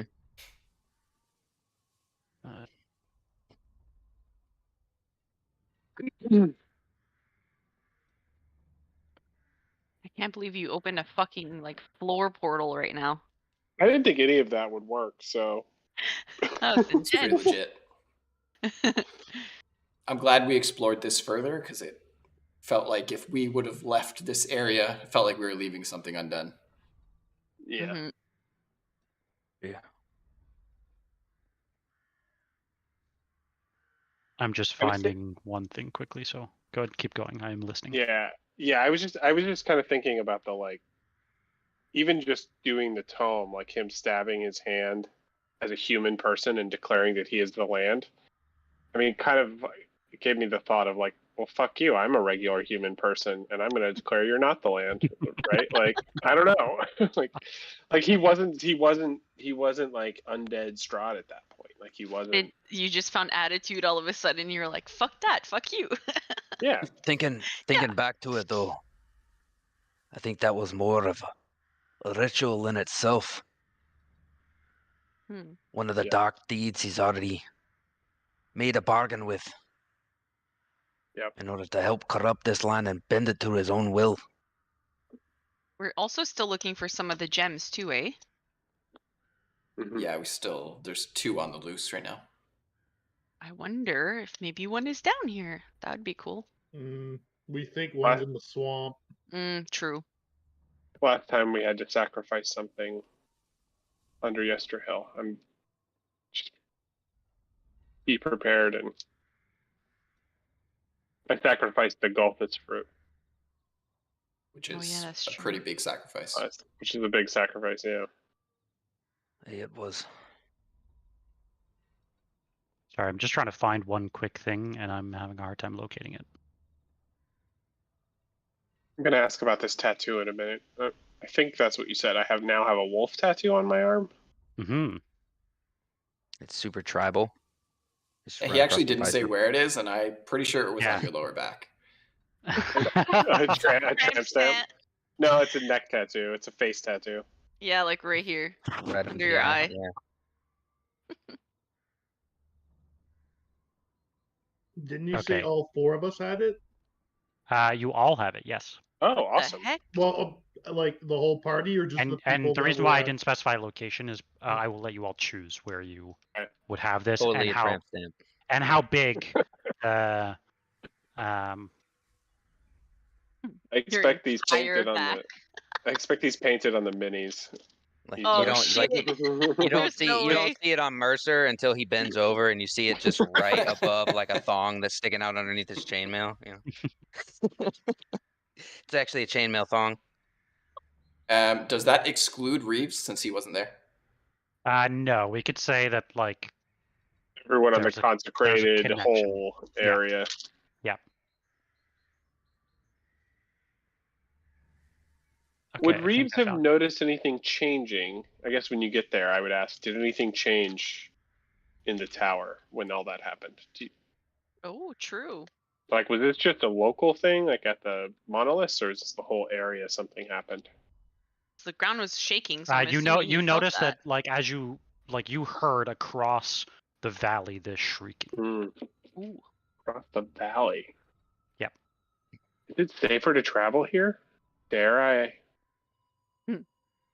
I ask, can we travel more safely at night?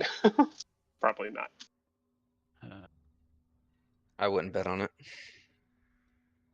We're gonna have to try to learn more about what these tattoos do. Maybe they grant us something. I don't know. Maybe the wolves are afraid of us now. Perhaps. We're all 1/4 werewolf now.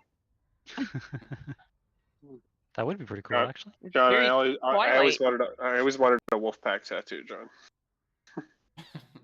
I'm sorry. I did not actually, but it would be on brand.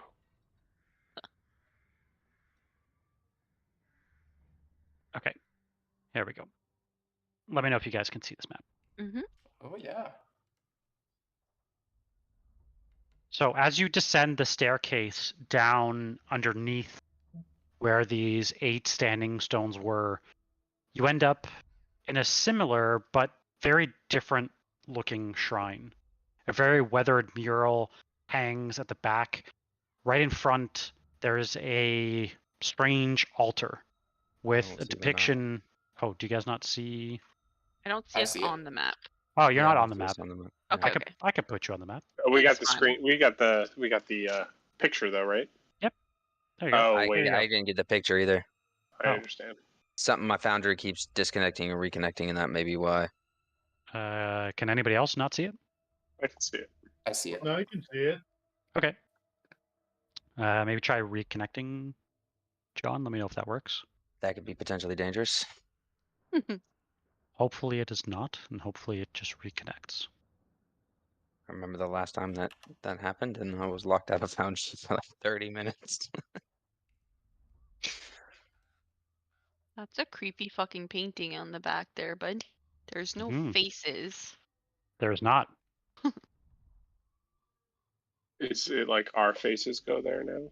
Does it look like the faces have been cut out or something? Roll a perception check. Ooh. No, there's clearly faces on the painting. I mean the top ones, but I feel like the one Okay. that's like lower is missing. Back in. Perception. Oh crap. 13's not bad. Never mind. Yeah. As you look around, you could definitely see on the mural. There are a few faces, but they are definitely distorted and worn. Nothing that would give you an indication of who they are. Do I recognize any of the paraphernalia down here? Well, you can immediately tell that there is some sort of altar that is dominating this room. Do we recognize the statue at all? You think the statues just depict almost like half, what is that called? Like gargoyle, half dog-like creatures. Anubis. Like Anubis. I'm gonna start walking towards the altar because I am drawn to it. Yeah. Okay. I'll keep pace with him. I will approach the altar. Okay. I will stay a little bit back. All right. So do I not recognize this as one of the three phases of Barovia? That's it. So based on the voice that you heard that boomed out, thanking you, you know that this is definitely the second Fane, the second shrine rather to the forest Fane. Now you remember there was a marker out on the road that seemed to depict where the territory of the Huntress started. You believe that this location closely ties to that marker on the road. Okay. So since I already threw my Huntress idol into the fire for the ritual, I'm going to walk up to the altar while murmuring stuff that you guys probably can't hear. And give me a second, I'm screwing up my character sheet. Reset. There we go. Okay, give me a second. My character sheet glitched out. I had to close it and reopen it. So I am going to put at the altar the only thing I have. It is a fine quilt, and it has a faded imagery depicting actually the three Fanes of Barovia resting in a circle. Okay. Cradling Barovia itself. And it is woven from hair. Yep. Very nice. Where'd you find that? What? Where did you find that? I don't know. Some nice dude called DM gave it to me. Love So it. I'm just gonna I'm gonna set it at the altar as an offering, because unfortunately this is the only thing I have to give the Huntress of any significance. Okay. And apologize for such a poor offering. I'm having that moment where you like look in your wallet and you like don't have any money and you're just like $2 to save a child, sir? But yeah, I know it's like kind of magical but not even magical, but I don't even know. Unless someone stops me, I'm gonna put the spyglass on top of the hair blanket. Whoa. That's all I got. I'm out of stuff. It's nice. Valuable tool. I mean, you got to put up or shut up, I guess. I don't know. Anyone else got anything? I have a very expensive tiny sapphire, but Reeves would kill me, so Reeves would take that shit back. No. So putting two and two together, you would know this is less of a An actual item sacrifice, and like less of more a material sacrifice and more of a personal sacrifice. And Merrick would be able to tell you that just like before, the Forest Fane wanted blood, wanted Is it obvious what Fane this Fane fuel. is? I mean, For you know that this is the second shrine of the Forest Fane. I mean, Can we my just hand's show them already our bleeding, tattoos? so- So of the same guy, basically. Of the same that was on Yester Hill. Okay, of the same. And that that was is on why yesterday. you believe that the spear key to the Yeah, shrine work. on Yester Hill, but also a key to this shrine. I have a extra holy symbol that I can place down. I have my amulet that I've been using as my holy symbol, but I have an extra one that I always keep on hand. How healthy does Merrick look? I would try Not Merrick, spear. Mercer. Sorry, how healthy does Mercer look right now? Mercer, pretty how healthy. healthy do you look? I'm pretty healthy. Healthy enough for a I'm gonna good say, dagger as- swing? Yeah, as you hold out your symbol, I am going to look at you and say, trust me. And I'm going to, I don't condone self-harm, but I'm going to dab myself with the spear. Okay. And you, and then put the blood on the, you'll let me? Like, just like my arm or something, I don't know, but a little more than like just cutting my hand. Like, I'm trying to make this, and put the blood on the symbol. Okay. So Merrick wants in on this action. Blood Brothers for life is what I'm doing. I feel well if you're willing to let me. Okay. Hey, I'll let you, but I'll do it myself. I'll hold out the spear. Yeah, I don't want to like stab you. I didn't really think that through. And I'll roll up my sleeve and I'll just take the edge of the spear and just give a good drag along the forearm. And if anybody's taking a look at Mercer's forearm, because you haven't really seen him without like full clothes on, like even his like when he takes his armor off and puts on like his pajamas, it's like, you know, full body covering. You see on the forearm what looks like tiny chunks have been almost bitten out of his forearms. Okay. Now I feel bad about this. So we'll start with you at Sid. Roll 2d10 for me. 2d10. Ooh, shit. The spear does a lot of damage.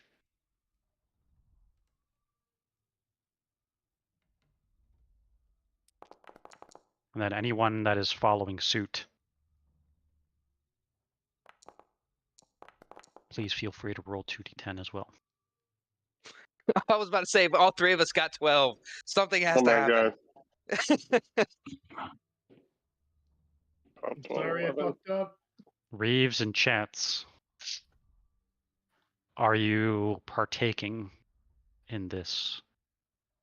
As we're doing this, I will use my starry form chalice. I'm not going to heal anyone, but I'll just kind of use the charge and like try to add my like blessing to this kind of messy, bloody thing of a holy symbol. Okay. and Reeves maybe doesn't- just to like close the wounds afterward, not actually like heal anyone, but close the wounds. Yeah, Reeves would take the lead from the three. They seem really involved in this ritual and seem to know what they're doing. If they make an indication that, you know, they need more help, then Reeves would jump in and help. But I think without being asked or instructed, I don't think he would move up. Yeah, I think I think he's it's kind of the leaving this same to for them. me. I don't really have like anything, like I'll be looking through my stuff. I don't really have anything to offer that I feel like has potential value, and I just don't want to cut myself either with the blood and everything. Like same thing as last time. I was like, ew. Yeah. Do you have any of your elixirs, Chance? Any of your healing potions? I don't. I have a healing potion. I don't have any elixirs because I think I had one and I gave it to someone and I only get it every long rest. But I do have like one of my spell slots if we ever needed to, kind of thing. But I do have something called like magic tinkering, which I was kind of considering, and I don't know, Jeff, maybe you can help me like what I could do with that, but it's to imbue like a tiny non-magical object with a magical property of my choice. So I don't know if that could be a way that, I don't know, like the two dog-looking things, or if they're non-magical, I put some sort of protection down, or I don't know, just like something like that. As I kind of see you like maybe tinkering around, I would gesture to the holy symbol that Oh yeah. Mercer's like, we're kind of, I don't know. Are you sacrificing this holy symbol, Mercer, or are you just No, using? I'm Yeah, I didn't using think it. so. I'm using. No, it's not. And I was gonna say that. I was gonna bring that up when everyone had their chance to kind of contribute. It's not a sacrifice. It's not sacrilege. I'm using it more as a point of spiritual, basically connection. And it does mean something to me. So if we have to sacrifice something that means something to us, this would be one thing that means the most. Would be a holy symbol of my deity, and to help with this ritual, not and to forsake my God itself, but to almost ask my God for help in this cleansing. I think to everyone, I would kind of say we're combining our spirit and our beliefs into one goal and purpose as best we can. And I think the Raven Queen would totally dig a blood sacrifice, those folk. At that invitation, Reeves would put his blood in there too. Okay, I'll do it, but it'll be like the tiniest prick. I'm not like cutting my hand. I'll just be like 1 or 2 drops, being like, okay, I'm done. Still 2d12. That's all. That's all. Yeah. It is still 2d10. I don't care, but the blade is just as sharp. You maybe cut a little bit too deep, a little bit deeper than you would have hoped. You hit a Come on, nerve. Jeff. You struck a nerve. Jesus. Uh-oh. How Did you bad take is 20 damage?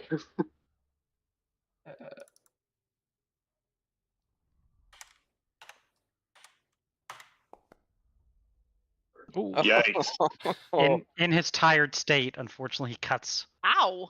a little bit too deep. Sid, you notice the altar has this kind of woman with very, like, we'll say bestial clothing on her. You notice her hands are a little bit to her side, her mouth open. As you approach, dripping this shared blood from the group into the altar, you start to feel a shift, presence. The statue itself starts to illuminate and glow the same fiery red that your spear did previously. And that's when you feel it. Your tramp stamp, your tattoo on your arm, your tattoo on your chest, they start to burn. They start to glow. And each one of you feels the strange magic come over you. Now, with this sacrifice to the shrine, each one of you will be able to choose one of the 8 bestial blessings from one of the 8 animals that you saw on the Druid Circle above. I will send you the descriptions after today's session, but at a very high level, I'll explain what they do.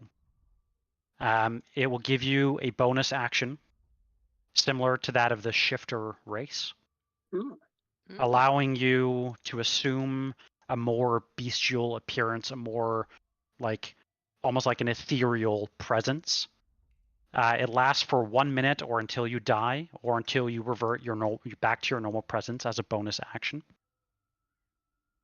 When you shift, depending on what you pick, for example, if you pick the bear, you would gain an additional 1d6 temporary hit points and have a +1 to your AC. If you were to pick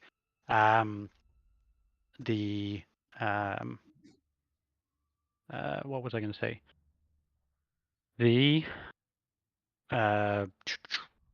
Why can't I think of the animal that I said? A bear. It's not a bear. Goat. Hawk, bear, goat, owl, panther, wolf, raven. Panther. That's what I was looking for. If you were to pick the panther, for example, you would gain an unarmed strike as a bonus action. Again, dealing piercing damage of 1d6 plus your strength mod. And so each one of the 8 spirits will have a different shifting ability that you can use as a bonus action. Cool. Awesome. And we can only pick. We each have to pick one that's different than the other, right? We can't have the same one. You can pick the same one if you prefer. Okay. It's not like the red ranger, the yellow ranger, no. the green ranger. I mean, I thought that would be cooler, but if you would like, Travis. they're all going to be pretty good. But yeah, if you want to choose one that's individual, I think that would be pretty cool. If each one of you has a different one. My first reference when we all got these tattoos was going to be Power Rangers. Before I knew we actually transformed. Yeah. Tyrannosaurus. So, yeah. That is what you gain from the shrine. Cool. Awesome. Got that cool shit. Mm-hmm. What does it look like in here? Does it now look like healthy inside soil cave vine? Yeah, it definitely still looks like a shrine, a very old shrine. You know that, I mean, the Huntress, and Merrick knows this as well, the Huntress stands for, like almost like aggression and taking control of the land. So it doesn't feel, warm and inviting in here. You know that this is a dedication to a very strong and bestial spirit. Mm-hmm. Is there any places where there's writing and things that are also super faded? There's not in this place, unfortunately. Is there anything that can be salvaged from this place? Essences or reagents? Not that you can tell. Any special rocks? I think seeing people kind of poke around a little bit, that would say we best leave this place undisturbed. It's a place of reverence. Corrupted for hundreds of years. Let's give it its rest. Get out of here. Okay. As people make their way for the door, I just want to take a closer look at these dog gargoyles. Dude, is there anything special about them? Yeah, roll an investigation check. I mean, they're special in the sense that I'm watching you watch them. They better not have a gear in their mouths. You notice a tiny gear that fits your ballerina dancer perfectly. You guys are going to be happy to hear that I rolled a 2. Oh, you're rolling at disadvantage, right? Still got a 12, though. Jesus. With Jeff? Hey, 12's a pretty good roll. 12's a pretty good investigation. Maybe you should roll. No, I'm just kidding.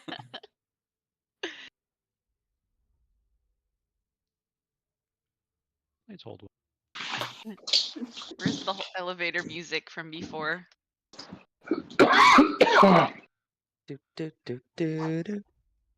You. Now I have to look at something because you two find something. Oh man. Swear to God. It's a pastry. No, it's it's a single pastry somehow. It fell down the hole. Let's see here. Where did I put it? Yeah, there. Little Haggie's moon pie. Okay. You... Oh, why doesn't it say? That's annoying.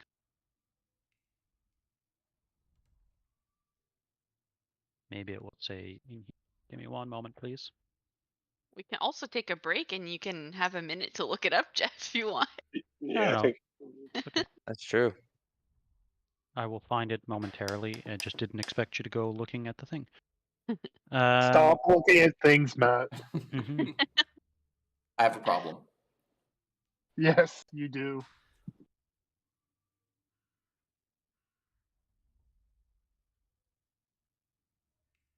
Yeah, there appears to have been carved out a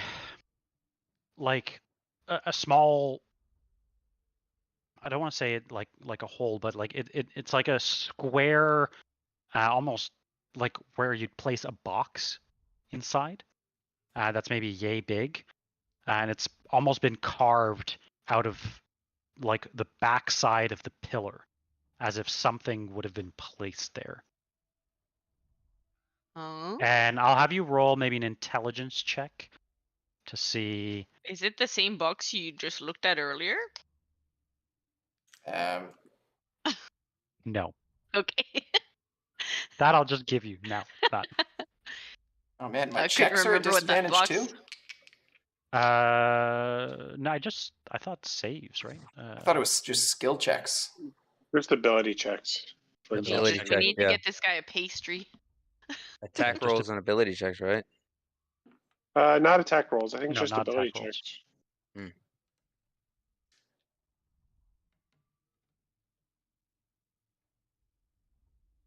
Yep, any ability check.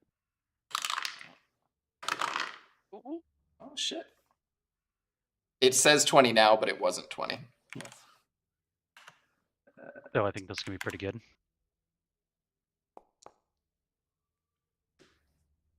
Okay, you have a sneaking suspicion that this is kind of like the size of a jewelry box.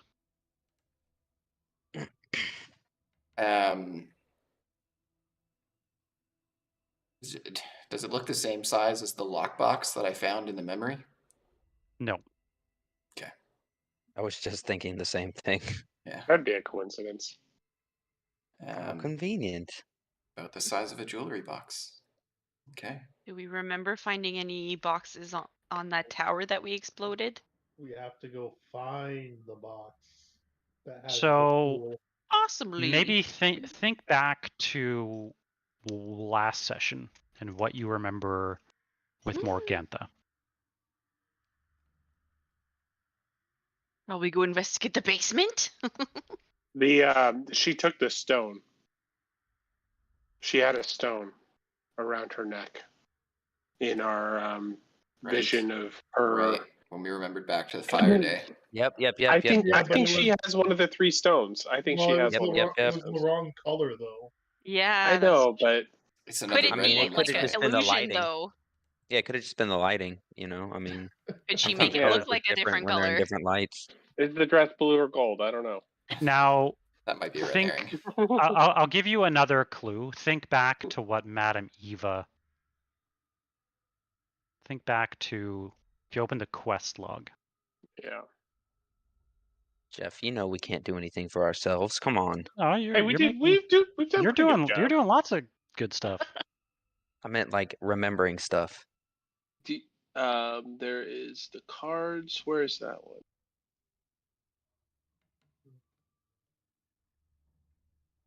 Fortunes of Ravenloft. It's the one I'm looking in, yeah.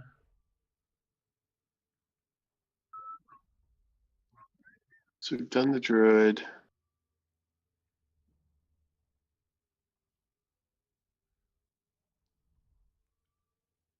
There's the charlatan.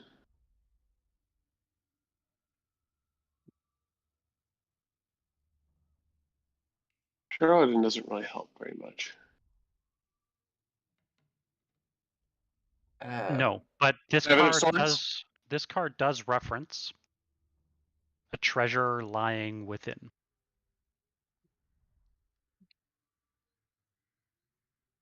Treasure lying within. I figured that's what we just got. Now you remember the first one that you solved. The 5 glyphs, the druid. That gained you access to the Tome of Strahd.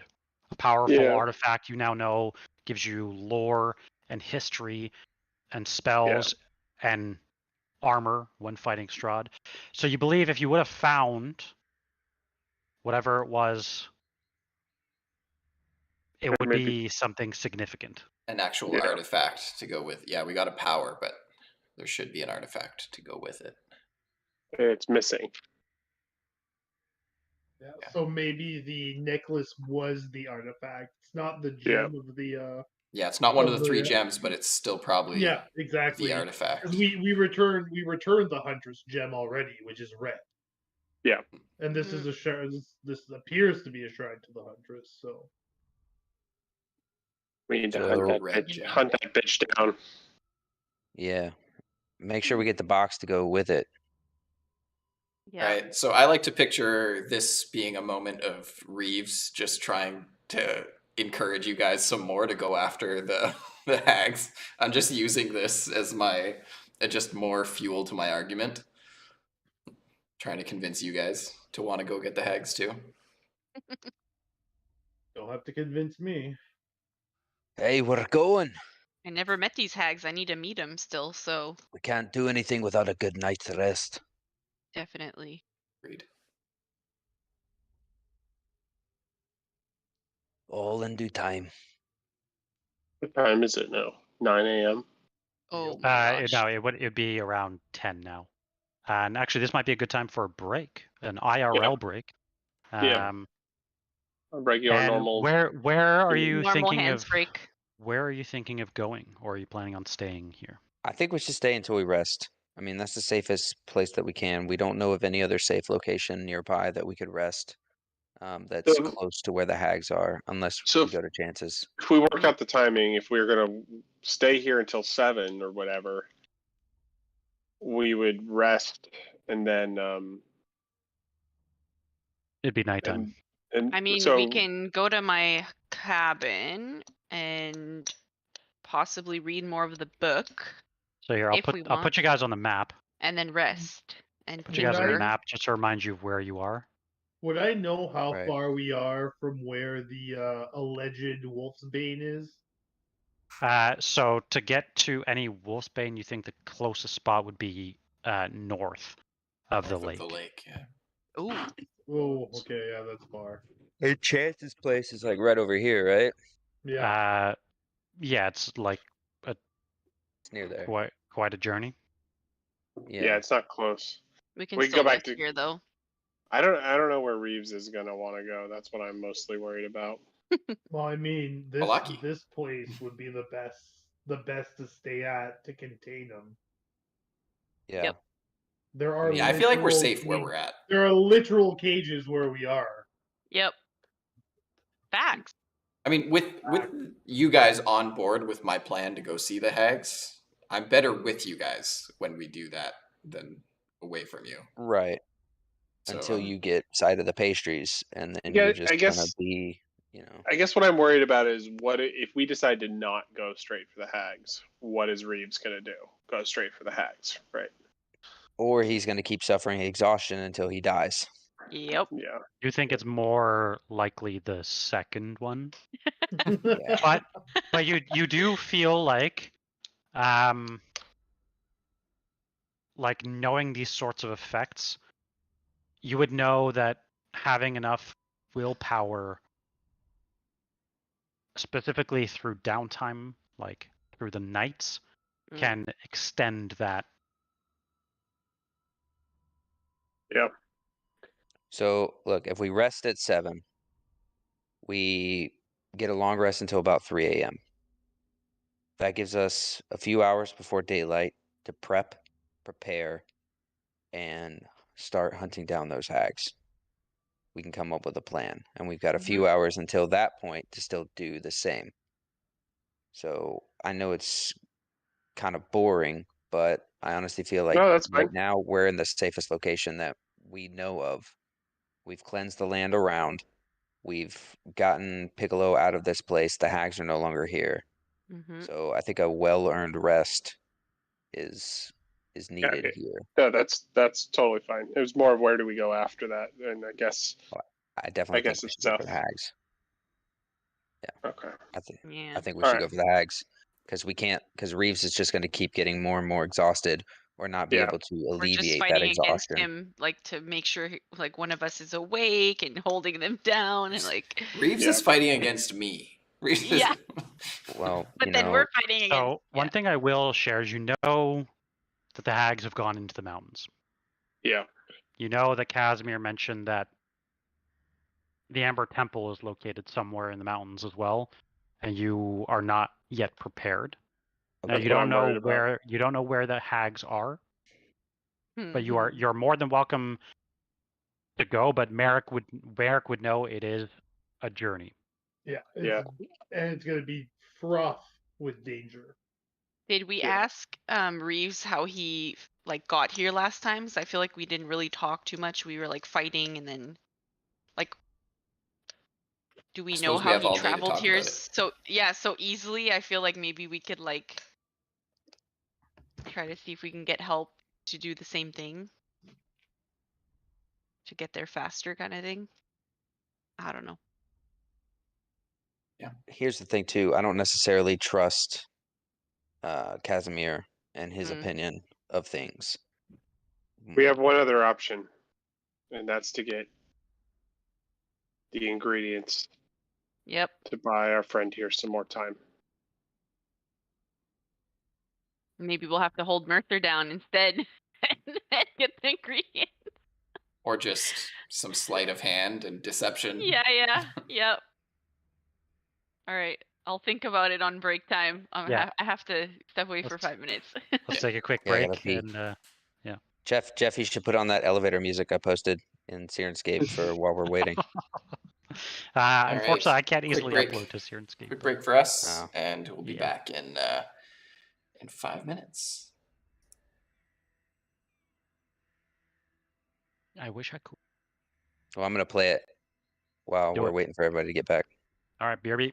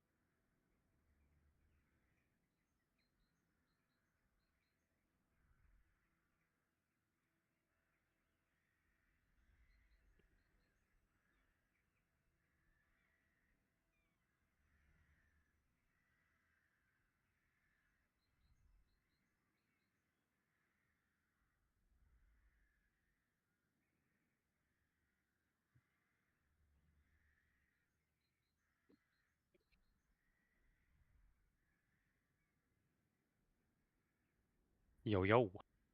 Yo. You guys found a cool shrine.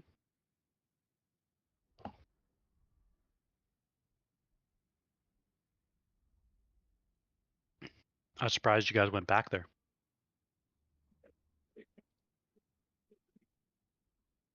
Completionist. We're trying to be completionists. Yeah. Well, you got a cool buff now. Yeah. What is going on? There it goes. Wolfpack for life. The question's going to be, what do you guys do next? anybody knows the song that I posted or watches, if they watch Community, it's a song that Troy's always humming. Hmm.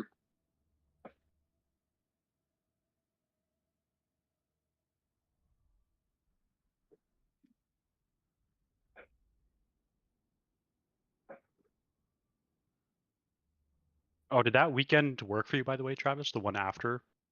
The one after, yeah, not the 9th, but the 16th. Yeah, that one's good for me. Could always try. I'm not. So I'm going to a conference in the week before, and sometimes, depending on when I have like talks and stuff, I might be able to leave early. No, but I don't leave won't. Spain I won't. early. Yeah, I won't know that for a little while. Yeah, I don't really want to leave early. I would actually prefer to have like all of my travel at once, but it's fine. It's a 16-hour trip back if I were to go straight to Moncton, which is ridiculous. Yeah, unfortunately, we're kind of out of the way for main air Yeah. travel. Like, you have to go to kind of like a major hub to fly here. Yeah, I mean, I can get direct flights, I think, from Newark, which is nice, but oh, really? I think the ones I looked up for ESO sent were direct. Oh, that's pretty damn good. From Newark, but I should check again. Just looking at it wrong. But yeah, that weekend after is fine. It's good. I don't have anything. I gotta tell my wife. But that should be fine. The other John said he's going to try to apply for this temporary exception. Yeah. But worst case, he can join us virtually. Keep thinking of Arrested Development with the surrogate. I don't know if you guys. I don't think I've seen that. Arrested Development's an amazing show. I disagree with you, but I did watch it. Okay, well, Matt, you're wrong. What was the surrogate again? It's personal preference. No, it's objective, and you're wrong. It's a dry humor. Yeah. What was the surrogate part again? When the guy was in prison and he got the he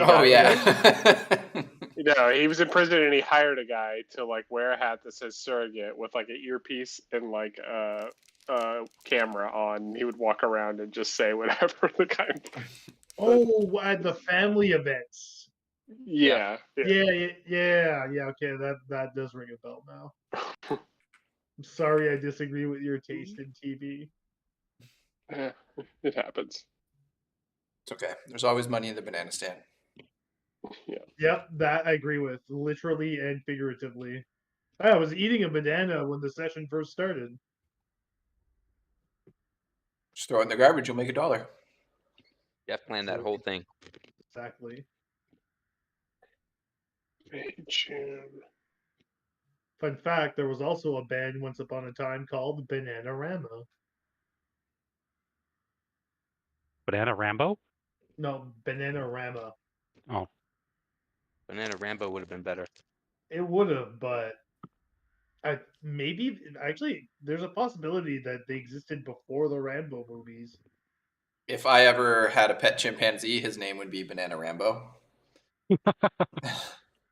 So what I'm hearing is, for your next birthday, I should buy you a chimpanzee. Yes.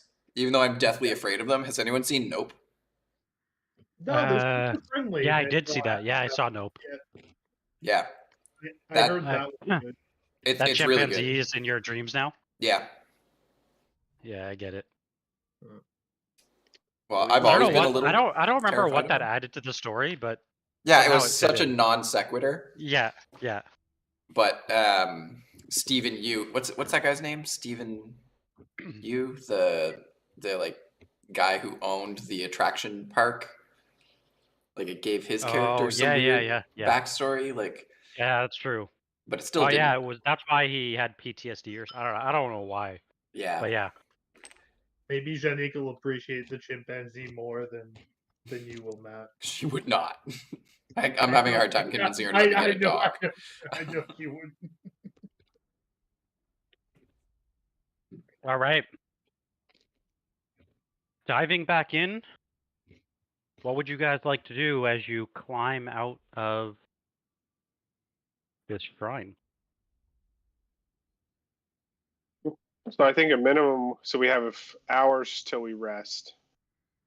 Still 7. I have a project I'd like to do during the day. Now, in Merrick, oh, sorry. Oh, no, go ahead. Cutting in and out. I was going to say, can Merrick draw us maybe a map? Like a crude map of the path into the mountains? Or maybe what he knows and what to expect? Yep. So he would basically draw you a map that leads a little bit past Yester Hill, the same path that the Wizard Winery is on. And once it passes Yester Hill, it kind of winds its way into the mountains. But I would say that there's Any not potential landmarks that he would know of beforehand? I mean, we have a description from someone gave us a description of like how or what we would have to do to get up there, and we have to like sacrifice something. I gotta look back who that was or what we learned. I think we have to like sacrifice a cow or something. Yeah, like, there's a whole thing, and we need to bring like beef jerky Sid or something. turns into a cow. Sid turns into a cow, and we kill him in his cow form. Will that count? Maybe. Find out, I guess. I mean, technically, it's a cow, right? Also, I don't think it's like a sacrifice in the sense that we kill it. I think it's a sacrifice as in we feed it to a Yeti. Yeah, to distract. Wow. I do have 20 pounds of meat in my bag. You know, we probably could have used that instead of just stabbing ourselves for the. He has a point. Merrick, a mercer. Nope. Merrick. I mean, Merrick's I was busy saving it in case we needed rations on the road. You know, we can always make more blood. We can't just make more meat. I vote to try to make the pastries like instead of going in the mountains. That's just me. Yeah, maybe going in the mountains shouldn't be our first stop, but if we can't do that, then That's nice. It's a good map. Nice map. There it is. Look at that. Well done. Even if we're gonna make the pastries, we need to go shopping. Yep. Yeah. I'm not making pastries. You're not making pastries. Get in, loser. We're going shopping. One thing We're gonna go shopping. The next would town like over to hates do us. with some downtime. That dancing figurine that I got that was missing a gear. Mm-hmm. I have some fancy parts on me. Oh, okay. And I would like to make the gear that's missing and use my tinker's tools to fix the dancing doll. I want to fix my little chirpy too. Okay. Yeah, you could fix Chirpy pretty easily. But I think Mouth is carrying him, so. Does anybody know how to make the character sheet zoom in and out? Because I accidentally did it. Hold control and scroll your mouse wheel up. Is that what it is? Alt control? Yeah. If you have it popped out, then yes. Yeah, that's what it is. Perfect. Thank you, Matt. Got your back, Jack. My name's Matt. Wait, his name's Matt. Jacob. Oh, got it. Close enough. So smart. Okay. So we know that there's a Yeti. So you're using sorry. I just wanted to confirm. You're using fancy parts to repair or like make the gears? Yeah, to fix. Yeah, like I have 3 fancy parts, which is actually like fancy parts are kind of hard to come by. I think just one is fine. Cool. To make the special gear. And so you're spending probably, I don't know, a couple hours doing that? Yeah, as long as the team will allow me, and as long as it takes. Okay. I like that he's applying himself to something. I mean, we Yeah, have like distractions. 9 Just- hours before we can sleep. Okay, what Something are to the rest of you up occupy to? my mind. I have a couple things I would like to do. I would like to make some poison. Okay. More specifically, potent injury poison, which will take me 2 hours as well. Is that from your feet? Nope. No, Or I'm you're gonna trying to do make the it feet. separate? I'm gonna make the feet one as well there, but I'm actually gonna spend the 2 hours to make this Okay. one. Cool. So for that, give me 1 second while I reopen this because for some reason it closed.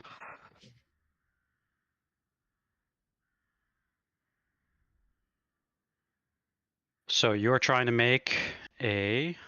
It's on page 213 if that's what you're looking at. Perfect. Okay. It's a Poison potent cocktail. injury poison. So 2 uncommon poisonous reagents and 1 glass vial.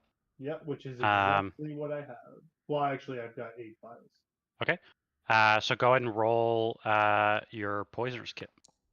Come on, big money. Oh. Oh, Oh fuck. Oh, my fuck. god. Well, that's Inspiration time? yeah, for this session, you know what? I think I will use my inspiration for this one. That's Okay. better. There you go. So yeah, after about 2 hours, you definitely managed to make a potent injury poison. Do you have one already on your character sheet? No, I do not. Okay, I will put it on your character sheet. Yeah. And I will also make can you give me a simple inhaled poison as well from my feet? Done. Okay. All right. And there's one more thing I would like to do since we do have the time. Mhm. Are there? I know the map shows birds flying around the bone grinder. Are there actually birds flying around the bone grinder? Probably not. Yeah, unfortunately. Okay. That's it. I'm done. Okay. What's the process to turn reagents into essences? Is that a time-consuming thing? I Can think you that's even- under. Yeah, you Can you can. even do that? No. Yeah, 3 reagents turn into an essence. Oh. I think it's under salvaging essences. Give me 1 second. I gotta find the Kibbles guide again. I got it open here. So it takes 4 hours, Oh, okay. a heat source, and alchemist supplies. But I want to see it. 3 reagents of the same rarity to gain 1 essence.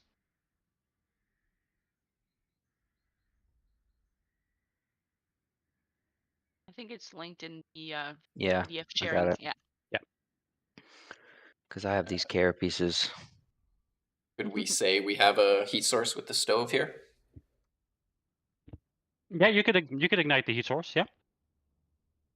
And does any one of you guys have an alchemist set?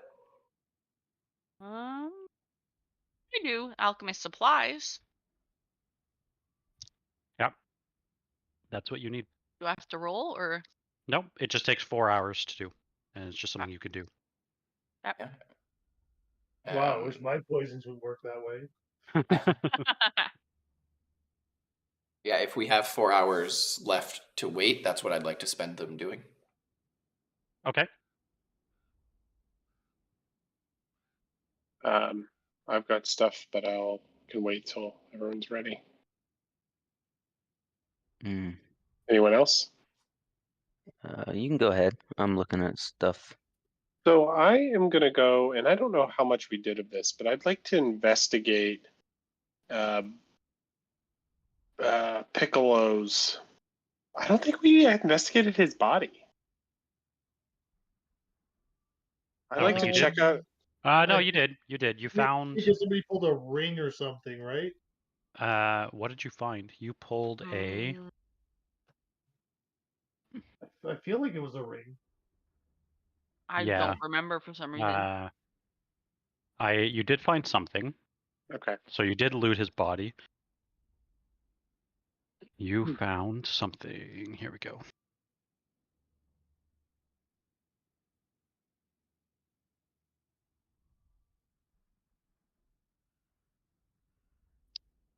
Who found it? Mouth, right? It's possible. I can go in his inventory. That would be why. No, Yeah, maybe that. He did not. Oh. So one of you Uh-huh. has something. Is It wasn't me. reagents? I feel like it was a ring or something like that. Of what? Some sort of jewelry piece. I thought so as well. I don't remember that.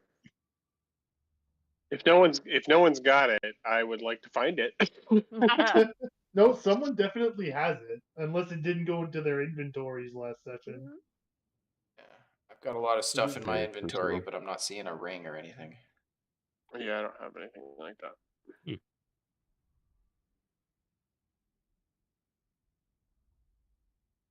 We don't have a group loot. I do not too, no. either. So Huh, weird. Let me see what it would be.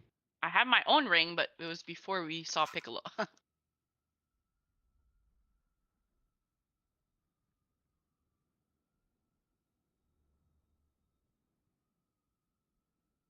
When did we last play?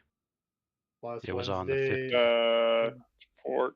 No, 15th. 15th, Okay. the day after Valentine's Day. Mhm. Let's see here.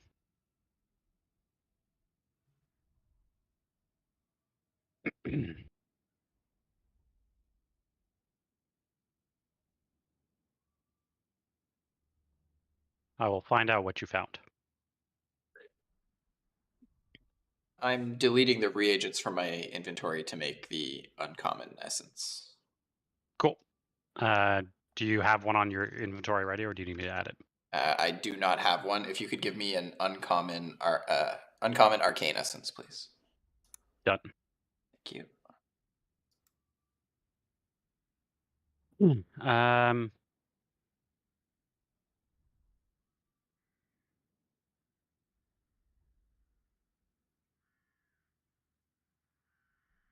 Okay. It would have been from here. Question is, what did you get? You got one of these things. I just don't remember which one I gave you, so give me one moment.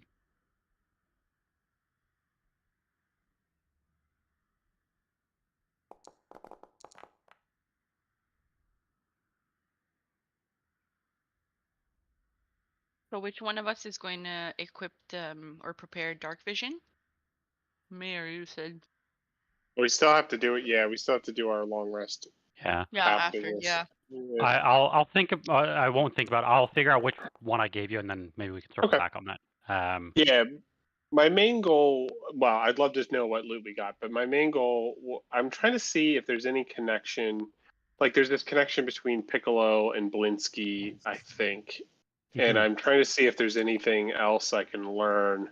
So first, I'm going to use Gentle Repose, the new spell on his body. I don't want fucking undead Robbie Piccolo coming in 10 sessions from now or whatever. So I'm going to use Gentle Repose on his body, but I'm also going to see if there's anything I can learn, like any keepsakes or any connections to Blinsky.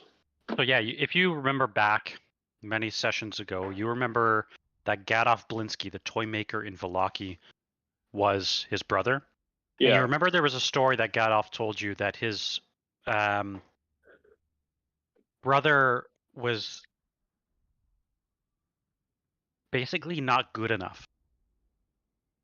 He was always in the shadow of his older brother.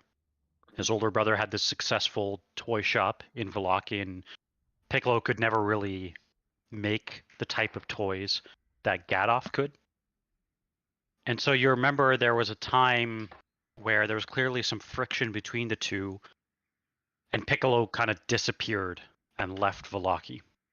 Mm-hmm. And he didn't know what had happened to his brother or where his brother went. Which is why you remember that the marionettes that were in Gadolf's shop, he also didn't know about. Yeah. But those were clearly sent by Piccolo. Sabotage. Yeah. And so you know that is kind of the history behind them. Yeah. So I would just like to take something that is like clearly identifiable as Piccolo's. Maybe it's whatever item we find, or maybe it's a piece of his clothing. and then just have that maybe Okay. to return to Gadolf at some point. Sure, And absolutely. I'm definitely using a ritual charge of gentle repose on that fucking body. Okay. So I'll just burn that charge. All right. Anyone else would like to do any other downtime activities? I just wanted to give a heal to. Oh, there we are. I'm looking at To Reeves. an item here. Mhm. I guess I would need a few things to make that. Yeah, that would take some time. I was looking at the scale mail of pangolin. I will give you my carapace and stuff if I have a carapace if you want to add that to the pool. I mean, I have 4 Okay. already. You need more. You need more. Dude, I only healed you 4. Are you serious? Feels bad, man. And I can. Feel bad. Sucks to suck. So yeah, the scale mill pangolin takes 12 hours, 6 checks Yeah. to make. It would and take you a lot of. need- I need more stuff. You're close though, I think. No, I don't think so. I don't think I have anywhere near those essences. Ah, But I will go ahead and cast a mass healing word on everybody here. okay.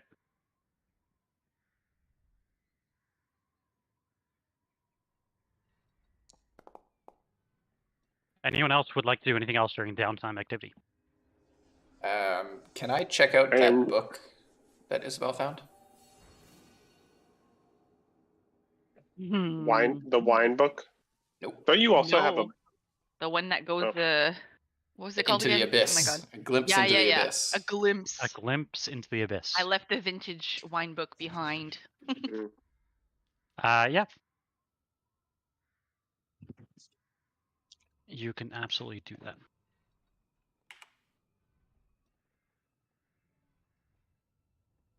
What is the abyss that it references? You better not teleport anywhere, bud. I mean, would a book do that? No. I mean, honestly though, our immediate problem of having to kill the hags would be solved. True. Okay, before he opens it, I will literally touch the book with him. Okay. In case like anything happens, because I read the title and I was like, this isn't for me. But just knowing that I have no idea what it will do, and it's like Reeves a just weird looks title, up at her like, what the hell? I'll touch it too. Yeah. Yeah, it's just this awkward moment of both of you touching this book at the same time. Okay, perfect. Yeah, when you open the book and you begin to read through it, the first page as you read it says, the infinite wonders of the abyss. If there's anything you don't like, you'll find it here. As you continue to read through the book, you read almost like some sort of just descriptions about what you deem to be a place, obviously known as the Abyss. The author, Tahir in Savras, goes into details about the different demons and creatures that live in this place. You know that there's references to think like some planes. You think likely that this is not in like Faerun itself, but the author almost seems to reference some sort of like shifted time paradox in which this place exists.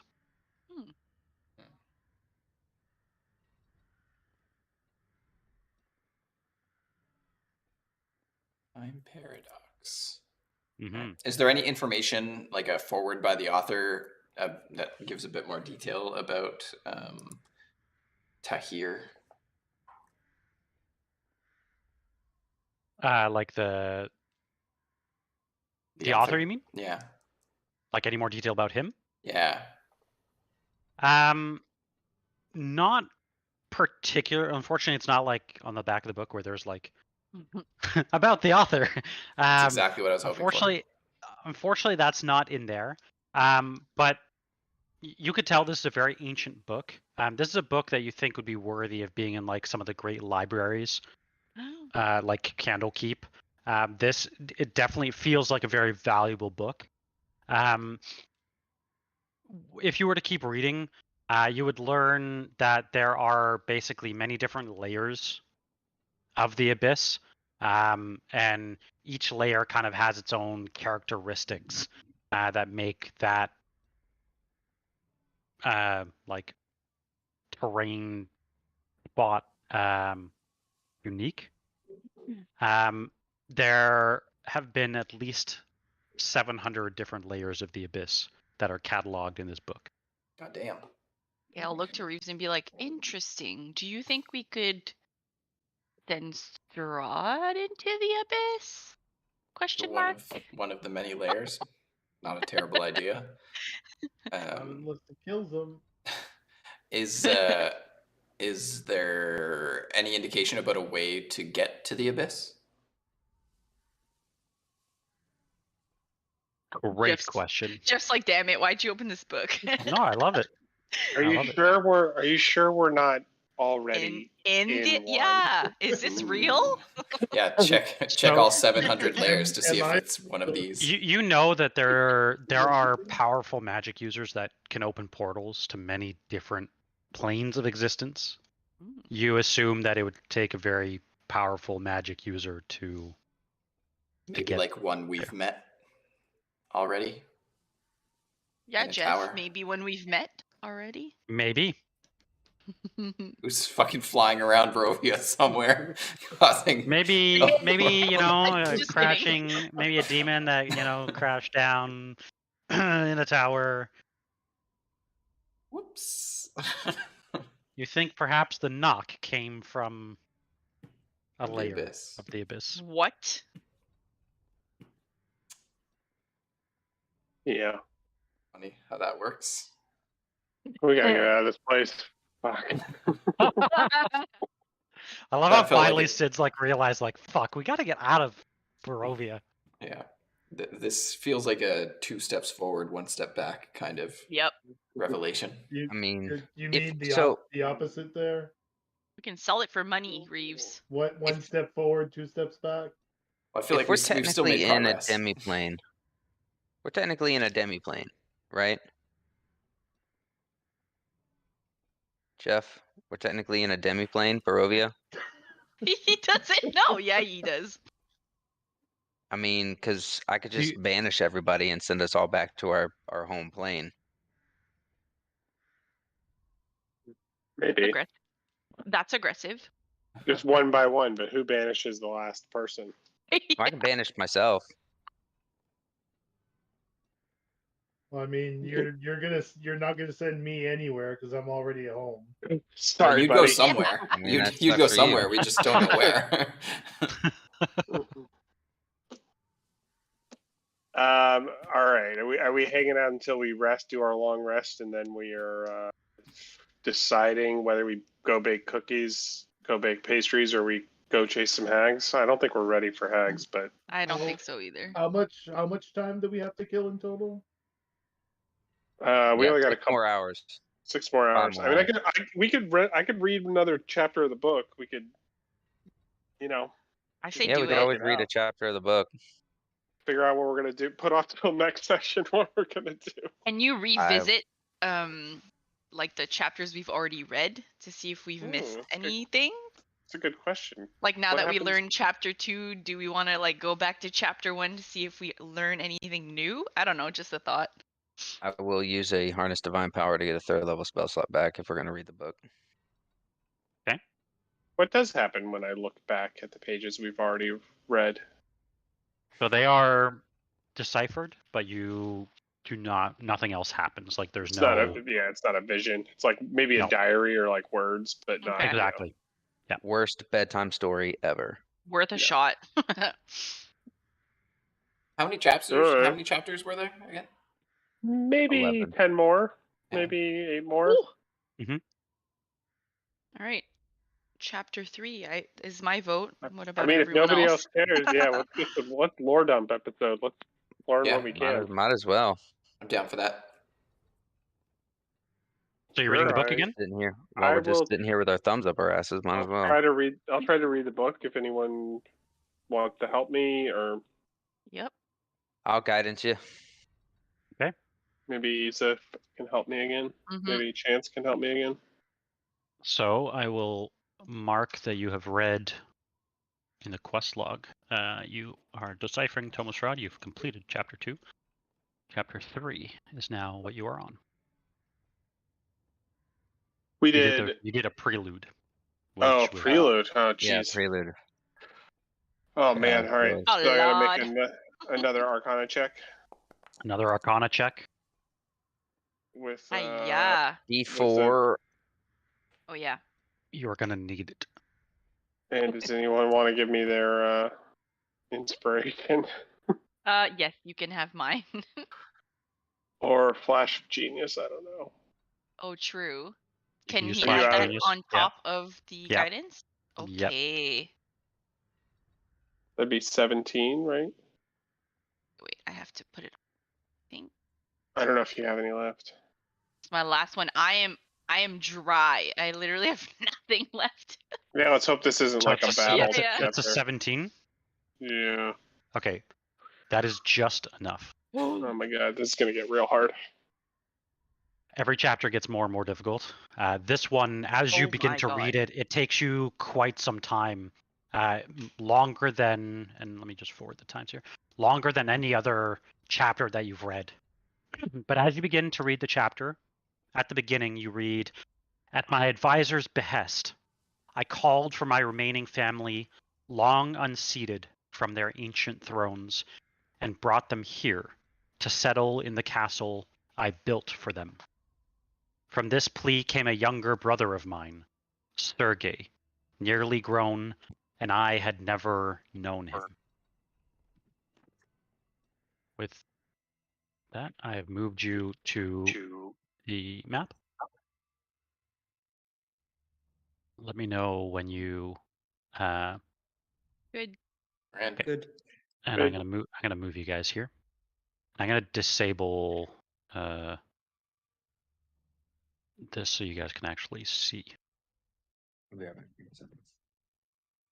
Ooh. Does that work? Oh yeah. That might have broken things. Let's try this again. Does that work? Yeah. Yep. You did get a glimpse of the whole map, I'm not gonna lie. There you go. Do you still have a glimpse? Nope. Perfect. No, it's good. Okay. Awesome. All right, I'm gonna put you guys in your positions. Okay. So as you again are enveloped by the fog and brought into the Tome of Strahd, you find yourselves standing on either side of a high-back wooden throne atop a marble dais. Strahd is beside you. He dons a scarlet red tunic with glimmering gold clasps and a black cape flowing over his shoulders. A hall extends 30 feet ahead, and various guards and well-adorned nobility form an aisle. The crowd is abuzz, but with hushed voices. You notice there are towering stained glass windows depicting a cerulean and golden sunrise. You can tell that the audience seemingly has gathered for some sort of remarkable event, but clearly it has not yet begun.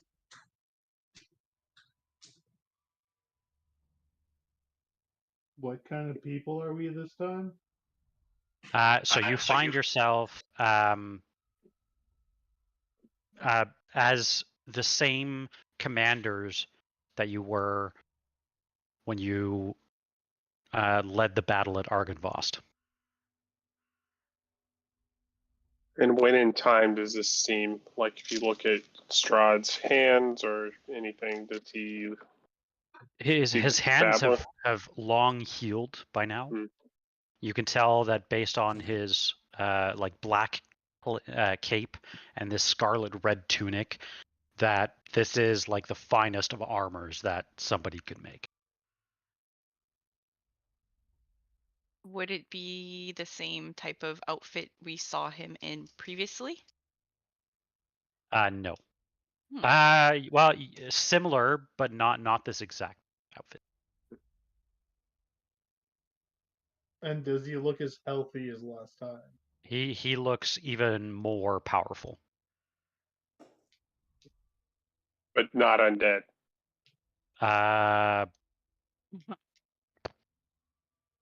Roll a perception check. Yeah, is it sunny out? Is he? Yeah. It's sunny out. I can guidance him if. Oh, never mind. So he, give me 1 second. He definitely appears like half and half. Like something has definitely changed. His beautiful tan is not as prominent. Vitamin D deficiency. God.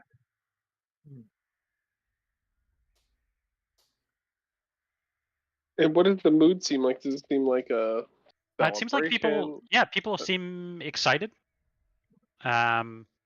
People seem excited. There's like almost this happy tone. Mm-hmm. Do we see anything in this room that would indicate that he has wives at this point? Not that you can tell. He's not like with anybody. Rahadin is here as per usual. And there's just various other people like kind of gathered forming an aisle. I was just trying to get like a period time-ish. Mm-hmm. He does not appear to have any wives from what you can tell.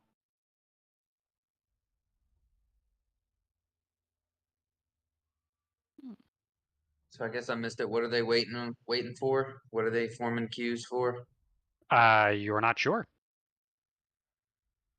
Would Are you they like to in ask this them? room? Yeah, I was gonna say. Yeah, there's here. Okay, I'll. Here you go. Oh, hi, dudes. These are all noble people. Perfect. Lots of noble people.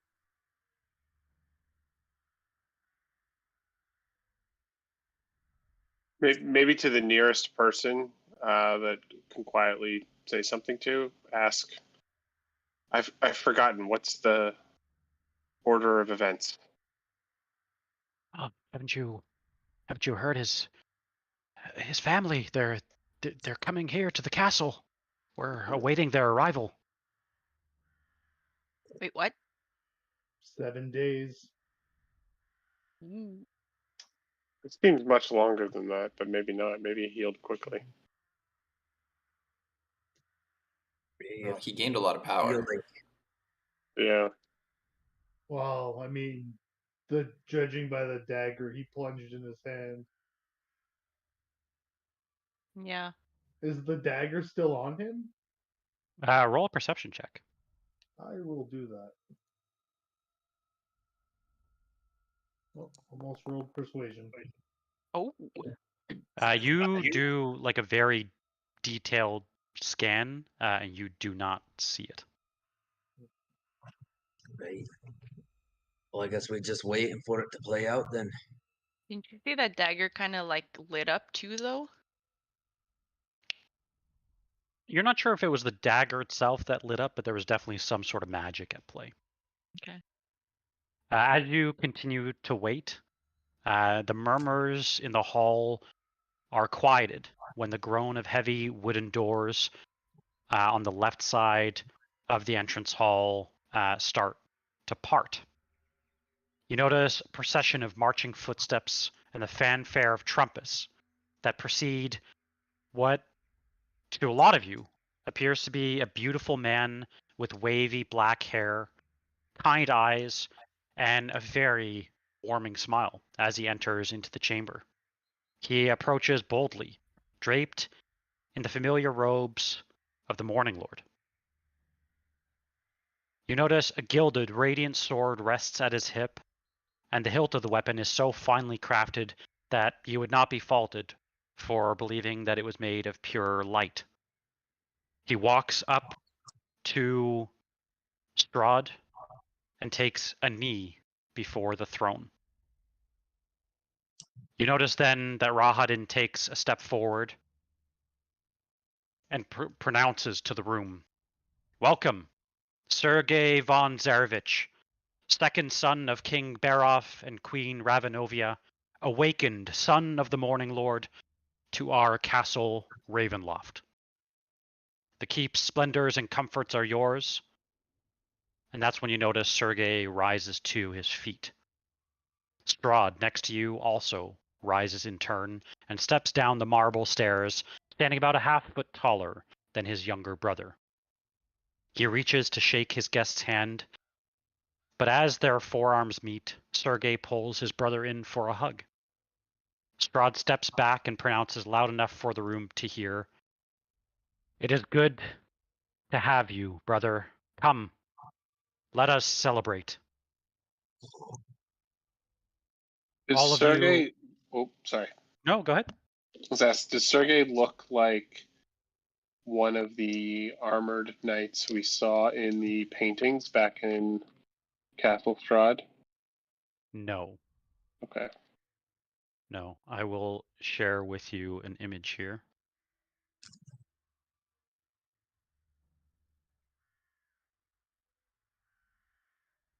I put it in the chat.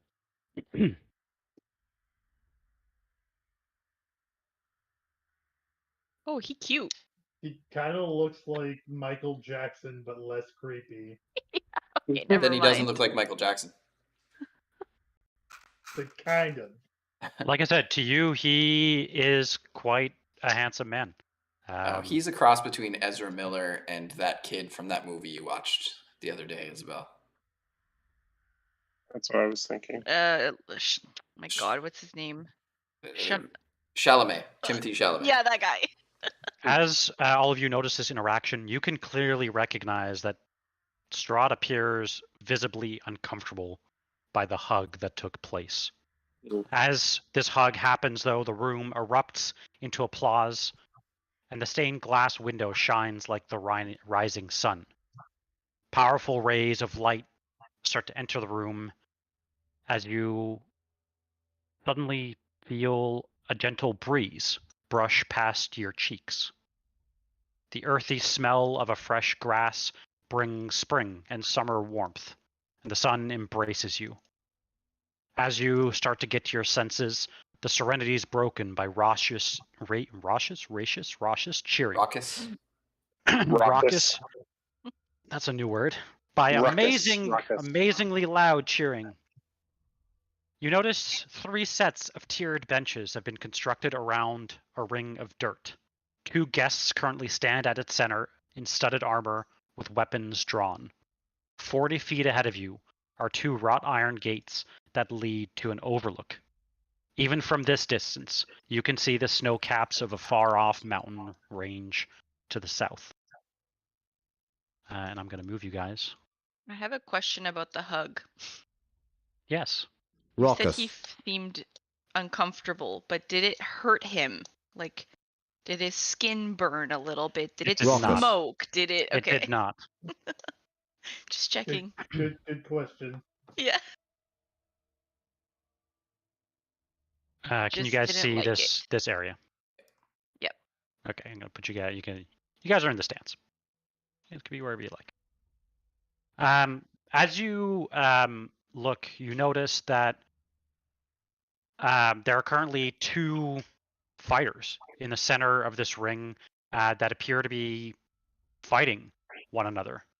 And after 2 or 3 minutes of watching this fight, Rahadin announces that a new round will soon begin. Challengers may select their opponent. They can challenge anyone that they would like. And from what you can tell, even the guests at the castle appear to be too proud to turn down any challenge. You can tell this is for entertainment. This is celebration. Does it appear that there are rules? You can tell that basically when a match begins, there are basically it is kind of like a 1st to 5. The one that can get 5 like good blows on their opponent is the winner. But Rahadin does say for those willing, and both must agree to this, they can do so to basically the brink of death. Not to the death, but to the brink of death. Now, if anyone here wants to participate, I will mention a few people that are in attendance. Obviously, Strahd is in attendance. Sergei is in attendance. Rahadin, Alexandra, Gabriel, Leo, Lady Ilona Darovna, Annie Barovian, and that's it. What about Mouth Shadow? He is not. Oh. No. Just So, yeah, go ahead. I was just gonna say, so since we're dressed up as the captains, what equipment do we have? You have whatever your statistics are. Okay. But like, is my bow here? Or is it It is, but this is a fight with fists only. Oh, okay. What the Fucking love it. This is hand-to-hand combat. This is hand-to-hand combat. Yeah, Yep. Chance is a little bit more of like a in the back row kind of girl, so she will not be volunteering to And no magic, get into right? a scrap match. I think Mouth's maybe the only one that. Yeah. But well, maybe not. My strength is -1, so I ain't trying that. You heal people when you punch.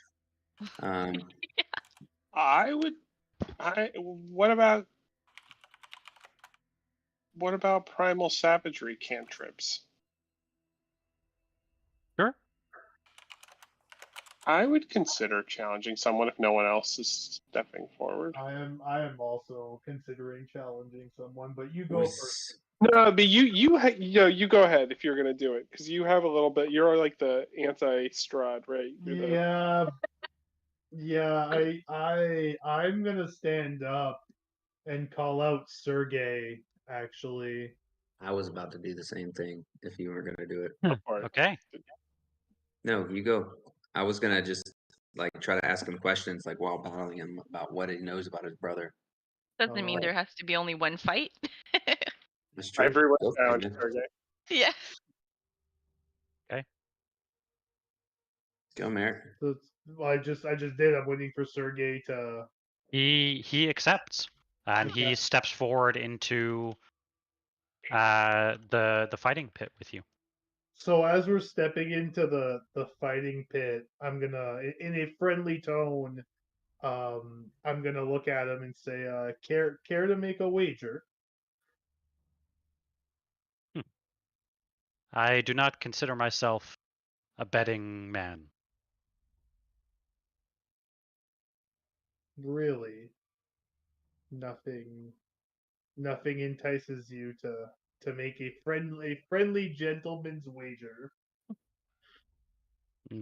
Not I, but my brother there. He would take you up on a wager. You can tell, like, just by his demeanor, how strikingly different Sergei is.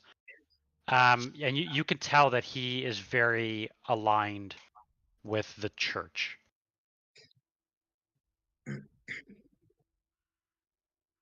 Okay. Does it have to be a punching match? Can they just be like a word, like a prayer match? Maybe for Sirkin. Church it out or something. Search it out. Does it seem like Strahd is reacting to the fact that his brother got called out? No. What you would be able to tell though, there's clearly at least 10 years difference between the two. Okay. Like Sergei appears much younger, and you think maybe with how young he is, there's definitely some like naivety there. And you could tell there's no real reaction from Strahd, like very neutral expression. He's threatened. Well, I'm gonna take up Sergey on what he said, and as I'm stepping in, a little bit help if I did this. To take position in the fighting pit, since I am close to Strahd, with every fiber in my body, in a normal tone of voice, I will look at him and say to if he cares to make a wager on the winner of this contest. I will make it on my brother. What do you Then propose? I propose the winner gets your dagger. Kind of looks around. I have no dagger to give you. I will wager on myself, and we can sort out the winnings after, I suppose. Very well. Okay, let's square off. Sergei kind of steps up. Start punching each other. Okay, Your go ahead and mouth roll may have just signed a check. Roll initiative. Just don't hit his face. That's what Chance is saying. Please protect his face. Even Mercer's saying that. It's the long hair. Where's the initiative on the It's his moneymaker. Yeah. I can't. Ooh, we could set them up. We could set him up with. Cannot find initiative. Give me one second. It's on the battle track. There we go. There you go. Yeah, I was looking for it on the character sheet. You rolled a really good initiative. Right. There we go. This should be back now, right? Cool. All right. You get to go first. Okay, let's start punching each other. That is a miss. Oh no. But Sergei has multi-attack with melee attacks. You get. Wait. I get 2 attacks as well. I would definitely use them. Maybe Slayer's Prey will work too. Slayer's Play only counts for damage. Yeah. Does a 19 hit? A 19 does hit. So Is go. that just like one score? It's one score exactly. Yeah. So I'm not. Am I still rolling damage though? No. Okay. Not in this case. Okay. So yeah, you have a hit. Sergei is going to attack once. He does hit with his first. His second misses. Both of you have 1 hit. Go ahead. Your turn. Spicy. Getting spicy. 5 rounds. Get them rolls. Oh. That's a miss. Oh shit. Okay, so we know if 14 doesn't hit. Come on, big money. Oh. That is also a miss. He hits with his second. Let me confirm. Does a 19 hits. Yes, of course it does. So he is at 3. You are at 1. We are in round 3. God damn. That is no. That's a miss. It was nice knowing everyone. Okay, okay. That's a nat a good 20. one. We're gonna count that as 2. So you are tied 3 to 3. Okay. That is Jesus. another 19. Oh. And that is a 17. So unfortunately, he hits you 2 more times. I think he's at, what's he at now? He's at 4? Yeah. No, that would You be are 5. at. Oh, that's 5. Yeah, that's what I said. He wins. So as he strikes you for the last time, the crowd kind of erupts and cheering for Sergei. Strahd actually stands up and says, well, what is it that I have to gain from you? Oof.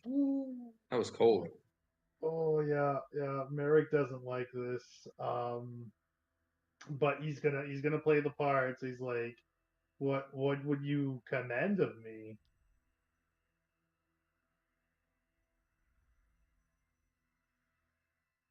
He's going to leave it up to you. Whatever you think is a worthy wager. What do I what do I have on me? Give him a potion or something. You have all of your normal stuff. Okay. Yeah. You do have some neat potions. I do. A wondrous potion of poison. Yeah. Yeah. Who is next in the challenge arena? Anybody? I don't have multi-attack, actually, so this is not going to go I don't well have for me. multi-attack either. I Yeah, think me Mouth. neither. I think Mouth should go. Mouth should go. Yeah. I like how he's not here to defend himself. We're just gonna say you're strong. You should go. Okay. He certainly would go. Yeah, I think without a Oh, doubt. absolutely. Okay. So, as you sit and as you watch more of the fights pan out over the next 30 minutes, you notice that Sergei, after catching his breath, wiping away some of the blood, rises from his seat and walks up to his brother and challenges him. As he does so, But before, can I give him my poisons before we do this? Sure. Yeah. Yeah, I was just gonna offer him. I was taking them off while you were saying that. There, I'm gonna offer like all one poison of all my simple ones. Okay. Just to unfortunately keep my word very reluctantly. Yeah. And just tell him he can put these to use whichever way the fuck he wants. Okay. Bro, I'd be suspicious at how many different types of poisons you have. I know. There we go. So, as he challenges his brother, the roar from the crowd just overwhelms you.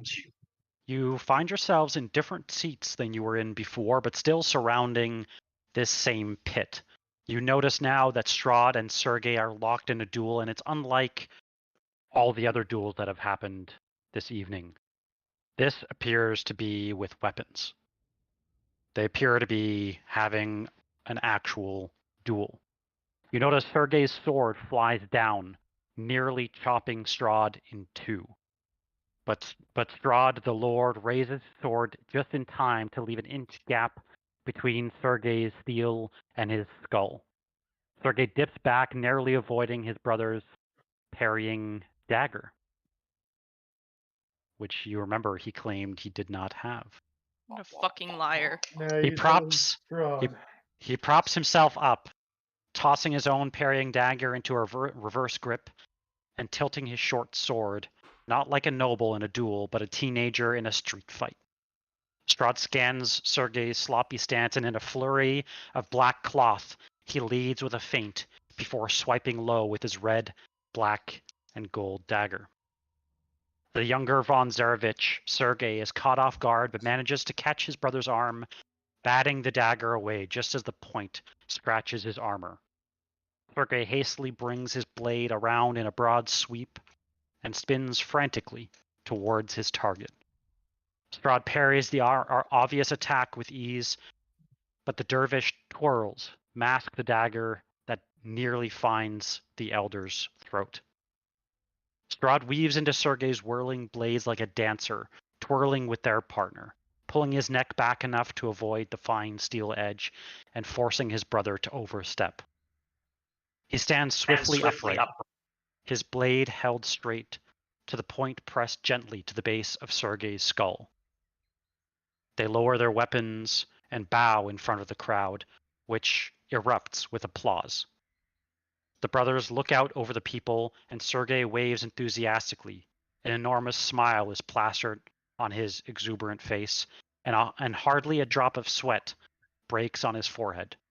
Strahd is drenched in sweat and blots his face with a black handkerchief and waves just out of obligation. His penetrating eyes snap briefly in his brother's direction, cutting more harshly than his long sword ever could. In the chapter's close, and as the crowd roars with applause and as it fades back to the bone grinder, you read, "He was handsome and youthful, and I hated him for both." Oh my god, did he get some of his powers because he like ate his brother or something? You can now, as a ritual, cast Mage Armor. Oh shit! Sid will be the one managing this land in the future. I told you, this is the Tome of Strahd. There's a reason why I keep telling you guys to go for the artifacts. Well, we went for this one. It just wasn't here. Yeah, it's true. It's true. It's true. That's a really good ritual-free spell. That's pretty baller. Yep. And that leads you to chapter 4. You have spent. It is now 5:51 p.m. You have an hour left until you can long rest, unless you Should we guys do want another to skip. one? If you No, want I to. don't. Again. Yeah, again. I like them. We're getting our storytelling in. Hey, we're putting off making decisions. Yep. About I can what tell. To do next. I'm doing a lot of text block reading. Hopefully, it's not I too know. boring for you guys. No, it's great. We're moving the knowledge along. Just so you know, this is like a custom thing. This actually is not part of the campaign, but I wanted to add it because it actually gives, I feel like, really good history on what actually happened, what actually transpired. Yeah. Right. That's why I It really feels like like part of the Yeah. core material.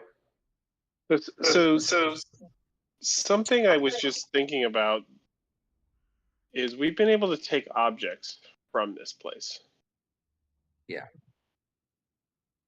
What if we stole the Sun Sword, if that's what that is? Ooh. Or the dagger. Why do you think I wanted a duel with Sergei and wanted to make a wager? I know. I feel like before the chapter ended, you should have gone up to him, and been like, "Bitch, you had it." I don't know if that's the Sun Sword, but I'm assuming it is a powerful sword of. Maybe that's something that we're looking for. The issue is getting it from them. I mean, I know. He held his own. Do you with know what the frickin' Sun Sword Strahd. is? I don't. But it sounds crazy. I mean, me as a player who knows it's a mythical item, whatever, Curse of Strahd, but Yep. But you would be correct to assume that it you is also, the Sun Sword. yeah, you also probably die in there if you steal something and then they kill you. So I mean, we got to be careful. Yeah, that's the whole issue. You could tell, but just by the sheer fact that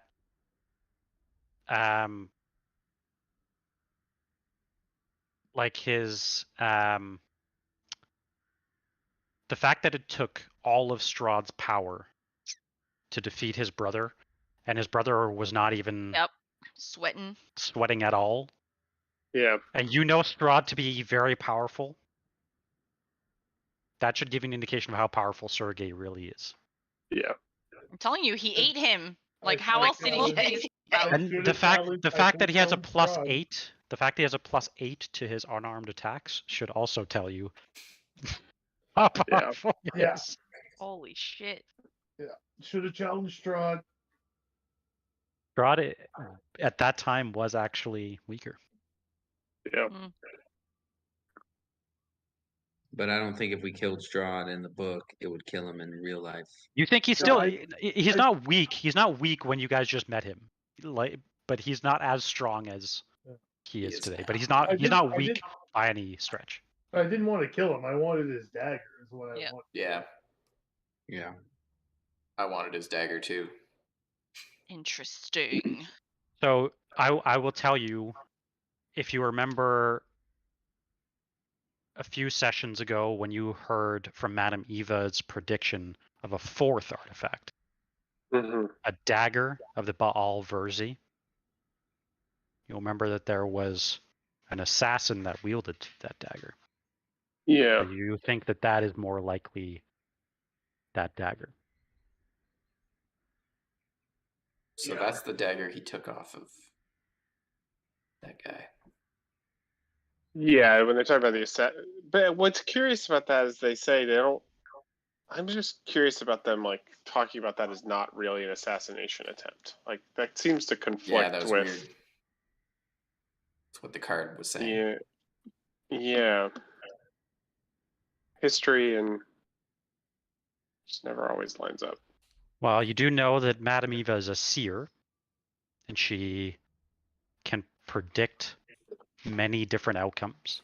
And you know that this is a history written by Strahd. Yeah, that's true. So I wonder if he actually lost to his brother in real life. It could be. I mean, why be jealous if you beat him? Or even just History. tied? Yeah, history written by Strahd. His Maybe version. he lost. And you do know that when he, at the beginning, he read that I, Strahd, Lord of Barovia, well aware certain events of my reign have been desperately misunderstood by those who are better at garbling history than recording it. Hereby I set down an exact recording of those events so that the truth may at last be known. That sounds like some. He's bitter.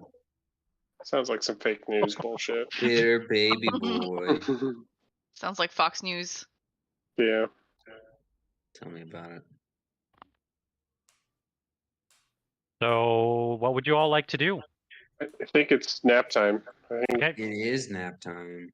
Okay, so you wait until 7. Wait. Yep. It's the nappiest of times. Before nap time, let's discuss the elephant in the room of nap time. Do we put Reeves up in a cell? I'm not gonna let that happen. Well, that's true. No, So we but have I think we should keep watch on him. We do a rotating watch.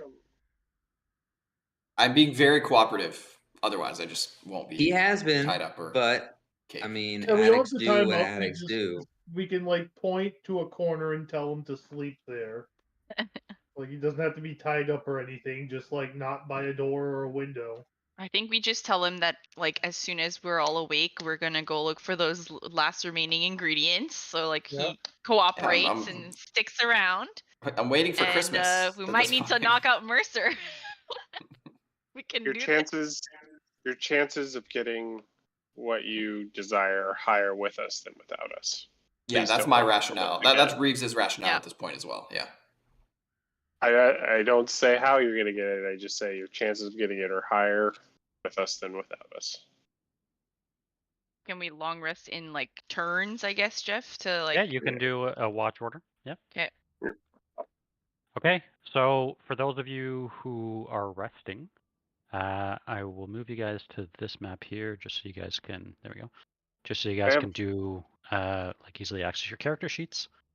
I got lots of spells. I got 4 cure wounds. So if you're going to use some spells, feel free to do so now, before everybody else rests. Yep. Yeah. Does anyone need health? I'm Reeves full. does. There you go, Reeves. I'm gonna heal myself up with a healing word. I think, It's your combat. heal earlier helped me. Oh, sorry. I will. No, it shouldn't be any combat. It's just not letting me move. Are you on the? Oh, yeah. The movement I still also says can't. combat. Yeah. I see. Yeah. There you go. Sorry about that. I am now full health. Thank you. Does Esmeralda need health? She does not. She did not take any damage. Okay, well, Look at us maybe go. maybe in a hope to ease. Well, first I'm going to cast Goodberry for everyone. I was about to ask. Okay. And yeah, I'll do that, and I'm going to give Reeves all the extra good berries. Okay. Go ahead and go to your inventories. Bottom left of your portrait, click Take a Rest. Select Long Rest. You can select has external access to food and water since Sid has Goodberry, and then click Finish Long Rest.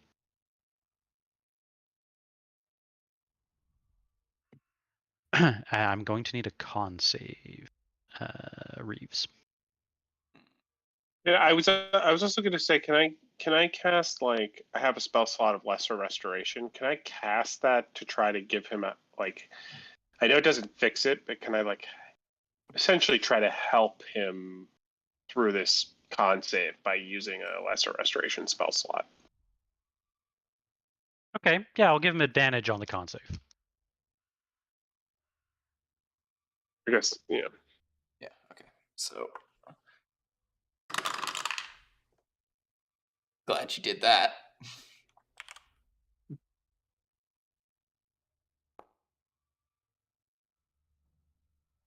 Wow. You met the DC. Beats it. You do not get an extra level of exhaustion. So you maintain at your 1 level. Awesome. Yeah, that one is for me, and it's the Potion of Resilience, which I don't think I've had before. Oh, you rolled a 3? Okay. Yep. The drinker gains a +1 bonus to AC for 10 minutes. How's that going? Whoa. Potion of something. Resilience. Yeah, I'm putting it on your. Yep. Sheep. Resilient. Okay, what did it do? Open it again. It went away. The drinker gains a +1 bonus to AC for 10 minutes. Okay. Minutes. Cool. I have put it on your character sheet. Okay. I just need a few seconds to figure out which spells I want to. Feel free, prepare your spells. And then we have 15 minutes left, so I'd love to get you guys to your next location. Where would you like to go? I have a disguise kit if we want to go to Valaki. I was kind of, is Valaki our closest place of, might be a mistake, but I've been curious what's going on in Merrick and I Valaki. have not met these folks, correct? I feel like maybe we could go in. You guys could stay hidden somewhere. Well, we have ways in. I mean, I could wild shape into a dog. True. I can't. I can't go in. I can't. We can just put you in a backpack, Mercer. I can't go in. I mean, if with the smell and being a one-eyed dwarf and the fact that I was really heavily working on the church and dealing with stuff like that and dealing with the congregation, I would definitely be noticed by somebody there. But we don't even know if the people there, like, there's new people in charge. We don't even know what they think of us. Right. But I'm sure someone hates us, but, like, we don't really know. If, let's say, Jeff, we go there, but not quite until next session, we would have our shape-shifting, correct? Yes, but that would probably make you stand out more than anything. Okay. You think like a bear walking behind me would not be obvious? So it's currently 3 a.m., so what would you guys like to do? I'm definitely not walking outside at night. Like, yeah, we're definitely not leaving. I learned my lesson. Like, okay, so you guys wait 4 hours till daytime? Yeah, we're not leaving now. Could read another chapter of the Crack book. of dawn, exactly. You guys cracking the book? This is like the type of book that you're like, I'm just gonna finish it. Yeah, apparently. Yeah, if we have 4 hours. Oh, yeah. Before we do that, though, who between me or Sid, who's equipping dark vision? Do you want me to do it? I think it's better for you because I can't. My int sucks, so making a scroll is gonna be great. And I don't want us to waste all this downtime for just this, but I need 10 hours to craft my goggles of night that we can piecemeal out. Yeah, I was about to ask. You can do that in like multiple ways, right? Yeah, because the first thing I need to do is spend 4 hours making common magical ink, unless someone has common magical ink on them. I don't have anything like that. I have ink, but not magical. To make the scroll of dark vision, I need 2 of them, and I only have an uncommon one.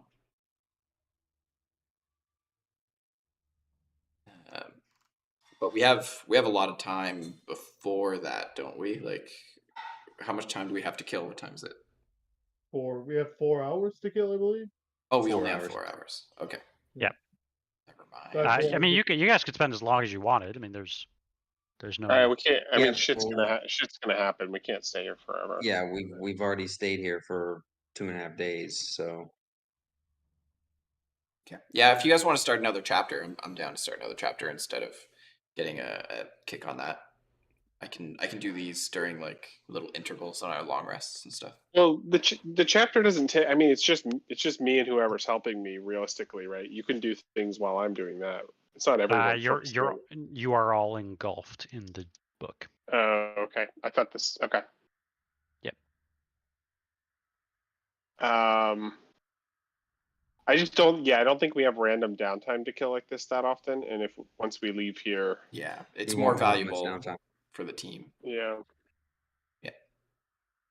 So if you want to do the book, let's do the book. I think that would be. Sorry, I'm preparing spells. I'll probably try to switch them before I'll probably try to fix them before the next session. I don't know that these are really. I gotta think about this. I'm still deciding on spells right now. I'm actually looking up a few things. So I mean, but a fair question, and maybe for Jeff, is like, okay, we look at the book. Are we going to Vallaki? Do we want to go all the way to the west to Kresk?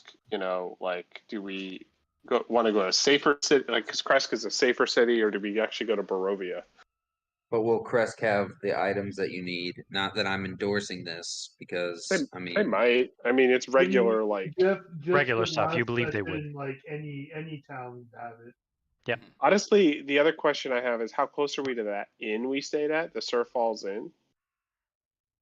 You're actually quite close to that. Because the inn would probably have a kitchen and the regular stuff. I'll put you back on this map so you guys can see. But the Surfall Inn, I'll move your character for those that hadn't seen it before. You go through the gates of Barovia, south at the crossroads, and then you are here at the Surfall Inn. So that's about the same distance as Vallaki if you go a roundabout way. Yeah, pretty much. It's the wrong direction for the south to the because the mountain pass is way over here to the southwest, right? Well, we're exactly. Not really ready for the mountain pass. It's also the wrong direction for the werewolves, which is north, and the wrong direction for Kresk, which is way west. Yep. So maybe we go to Vallaki. We can read the book now, but maybe we go to Vallaki is an idea. Okay. I don't endorse that. I could turn you into a turtle. I'm already a turtle in another campaign. I don't need to be a turtle. Okay. What? No, Mercer is adamantly against making these fucking pastries. Like, you have to use fucking bits of children to make these fucking pastries. Bits of children. But we were gonna try to do it with teeth. Dead. Yeah. Also, maybe it's their baby teeth. Whatever makes you sleep at night. Mercer, do you have other solutions? I can't watch Reeves just wither away. I mean, I don't really have another solution, but I'm just very adamantly against this solution. Now, I'm willing to sit and think about something else, or we can try to go track down the hags. And chances are the hags might not be in the mountains right now. If you want to go to Vallaki, you could definitely maybe scout out and see if there's any signs that they might be involved there. They could be in any neighboring towns. We know that they hang out at the Castle Strahd. Like, they might not be all in the mountains. If we can figure out maybe where one is, then we can knock down one of the coven. Now, if they've already got made pastries, that's a different story. The deed has already been done. I mean, but the deed has already been done to this bag of teeth I have. What's the difference between? Will the bag of teeth work? Worth Are a you try. just gonna make a teeth pie, and Reeves is gonna eat it, and it doesn't even fucking work? What do we lose? Versus eating. We lose time that we could be using to track down these hags. Sorry, I'm checking a spell. You know what I mean? I mean, that's.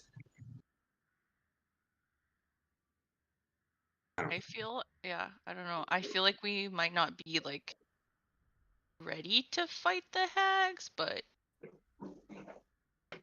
I think like my character would just choose to like not go in the mountains quite yet, but we can we can take votes. I'm not even sure we're gonna fight the hags. What I'm worried about is if they're south in the mountains, we're not ready to reach them. Is what it sounds like. Is what I fear. I feel like we need to find those like plants and those things that like would help us like get a bit more protection too before going. Well, and do we those are for the werewolves? And do we sacrifice? Do we sacrifice Arabella, another child in the north, by chasing the hags to the south? Well, and how many days would it take us to find the hags? Reeves might die before then. Mm-hmm. That's what I'm saying. We can make a pastry. We could buy time. We can go save another child. Why don't we look in Vallaki for any signs of the hags? We know that they've been there. We know that they hang out there occasionally. So if we're going to go there, let's use that as reconnaissance to see if we can find them. Again, they might not even be in the mountains at this point. Yeah, well, maybe some of us can search for them and others can make pastries. And that you guys do what you want. I'm not taking any part of it. Yeah, I'm not. I mean, I think I'm not willing to sacrifice Reeves, and I'd prefer not to sacrifice Arabella, the last child that I've saved that's still alive, that's north in the werewolves, just to run south. Like Arabella comes second to Reeves because right now Reeves is important part of the team, and we can't get any further. The machine doesn't work if one cog is, out of whack. So we got to fix that first. That's the first and foremost priority, is getting Reeves straight. All right, so everything else comes second. Reeves even Arabella walks up to Mercer and gives him a hug. Says that's the nicest thing anyone's ever said about me. So. And now you smell. Yeah. And now you smell. -1 to stealth checks. That's just that's utilitarian thinking here, is that we have to have Reeves back to normal in order for us to be efficient as a group. He provides a certain skill set, and if he can't provide that skill set, then he's just weighing us down. I am the worst person to have one level of exhaustion all the time. Exactly. And your morals are stopping us from getting him into shape at the moment.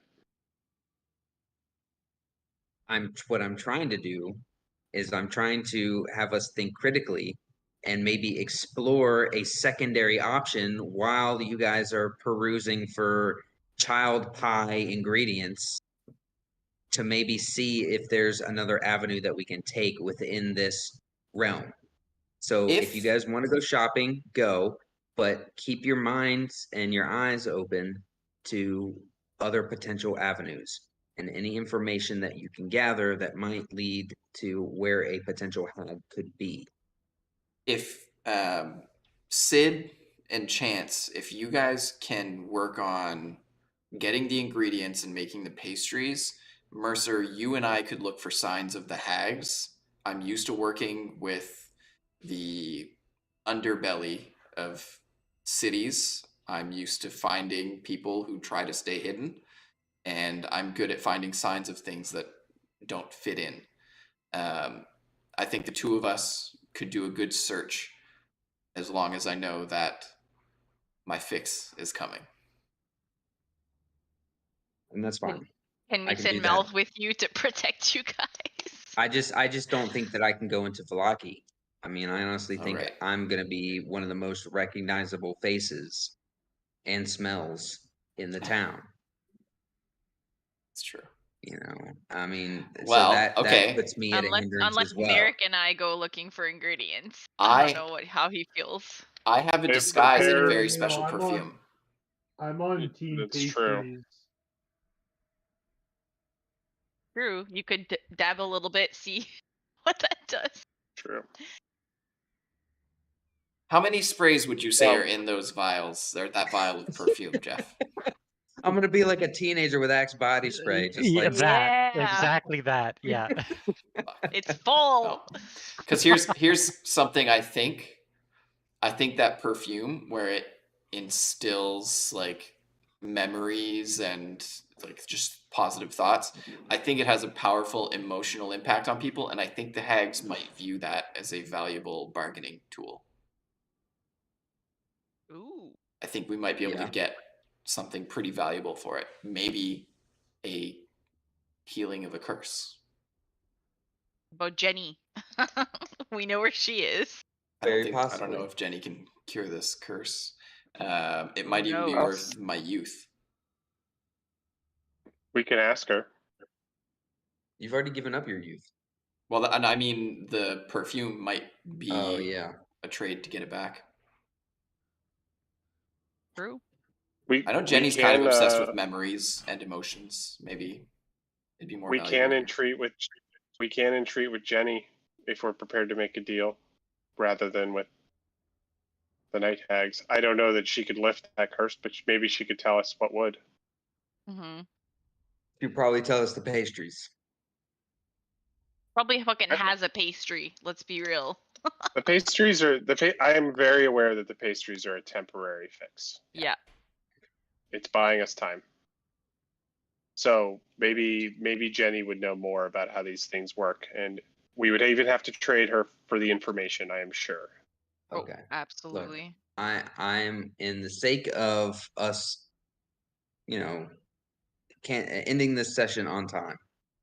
I will say that if Reeves and if he wants to try to disguise me and perfume me up or whatever, to go into Vallaki and look for information while y'all look for items to make this pie using only the teeth, I won't be happy about it, but I will go along.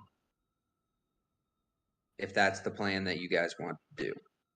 Okay. We can even deceive you and not tell you what we're looking for and say we're looking for something else. I already Too late know what already. you're looking Make the for. pastries. I already know what So- you're looking for. Just to recap, are you guys going to be reading the book for the next 4 hours until daytime and then heading to Vallaki?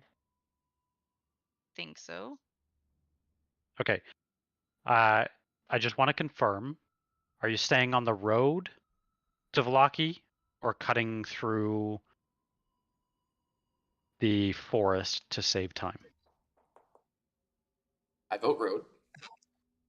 I think we need to stay on the road because visitors don't just come through the woods. They come from the road. We Okay. should also come up with a story of who we are. Maybe we can do that during our week between sessions. We can put something in the RP chat about what our story is when we reach the guards. And last question, you do notice the abandoned boathouse off to your right side as you venture towards Vallaki. I just want to confirm that doesn't change any of your plans or sway you in Abandoned going. what, sorry? The abandoned boathouse that you assume could take you across the lake. I don't think it does, because I don't think we can go in there that doesn't solve. Oh no. He DC'd. Oh well, that's a thing. Yeah, but It's can been we decided. Can we even travel? If we're gonna do the book, technically, shouldn't we do at the start of the next session? We should be doing a chapter in the book, then traveling. Correct. Yep, that's what we'll do. Okay. Yep. No, Yeah, sorry. Just the way I understood is we were already on the move. Yeah, I'm just trying to plan out your route just so we could start the next session. Like we'll start it with the book, but then we'll jump right into wherever you decide to go to. Yeah. I'm following Chance, you now. Chance would go with like that in mind that she really wants to try to help Reeve. So I think like I as a player would go straight to Velaki, look for some ingredients. Yeah. Yeah, I think it'd be book to Velaki. Book is just because we're burning till daylight. Yep. Right. Yeah. Okay. And then Velaki, or if we come up with something else in the next week that's better, but I think Velaki. I don't know if I can entice you or not, but as you get close to Velaki, you do see a cemetery to your left along the road. It's quite big. You mean some bones or what? Lots of kids' graves. Yeah. I just said there's a cemetery. I mean, Okay.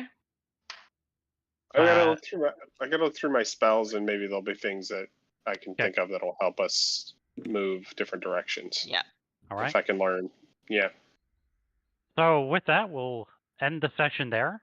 You guys learned a lot of different lore, and next session we'll jump into. Actually, I'll have you make an in check because that'll determine whether or not you can read the chapter or not. Oh, yeah, true. Arcana check, and then we'll. Is it- Guidancing him. Yeah, this could just fail immediately. So does anyone have any inspirations left? I do. I I have thought an I inspiration left. Oh, yeah, I do. I do not. And I'll guidance you as well. We'll see if we need it. Yeah, I still have mine. I can't actually guidance You you. need an 18 or higher. That's my You can first use roll. mine. Yeah. Okay.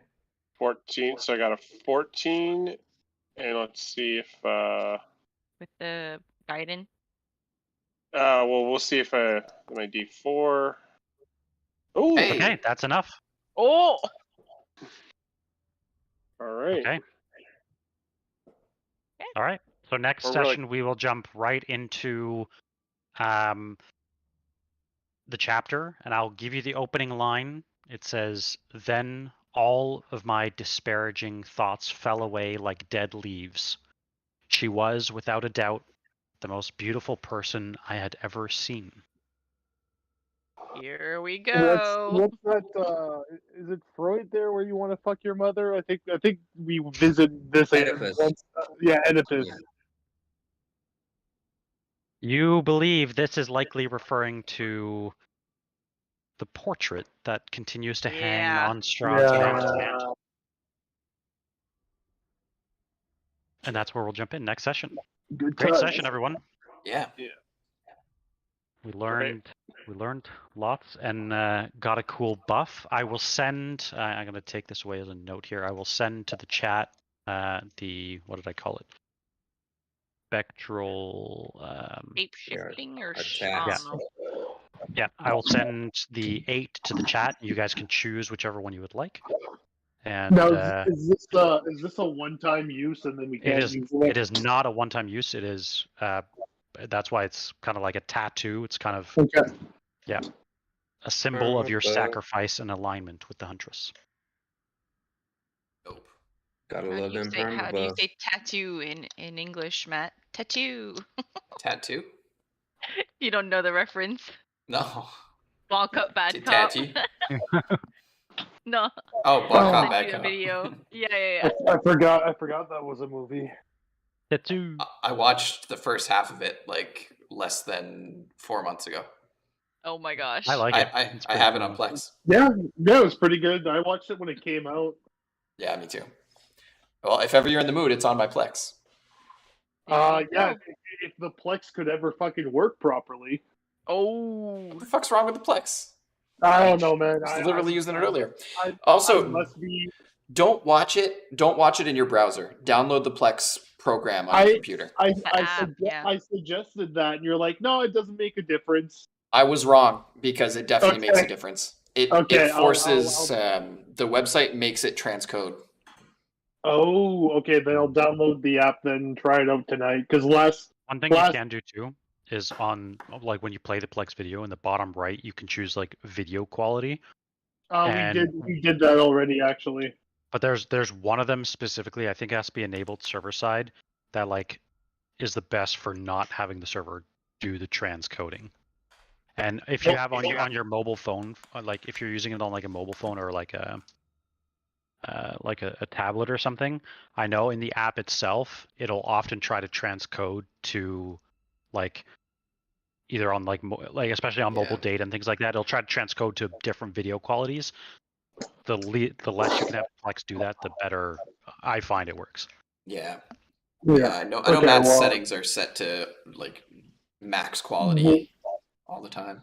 But yeah, definitely switch to the program. Yeah, because it stopped like at like 4 a.m. It didn't want to work anymore. Oh, bye. Bye. Bye, everybody. Bye.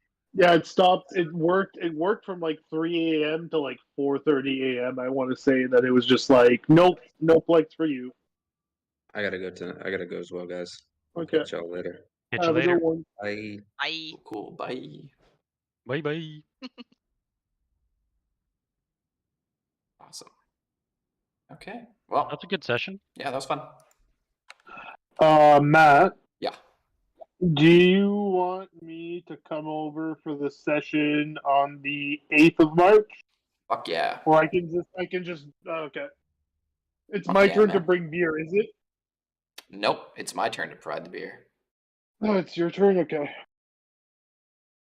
Yeah. Because I'm landing in Moncton on the 3rd of March, so. Nice. Very cool. Yeah. Cool. Yeah. Well, no, we'll definitely do that. Sounds good. All right. I'm gonna log off. I will catch you guys later. Okay. Yep. You guys all have a good night. Bye. Bye. Bye.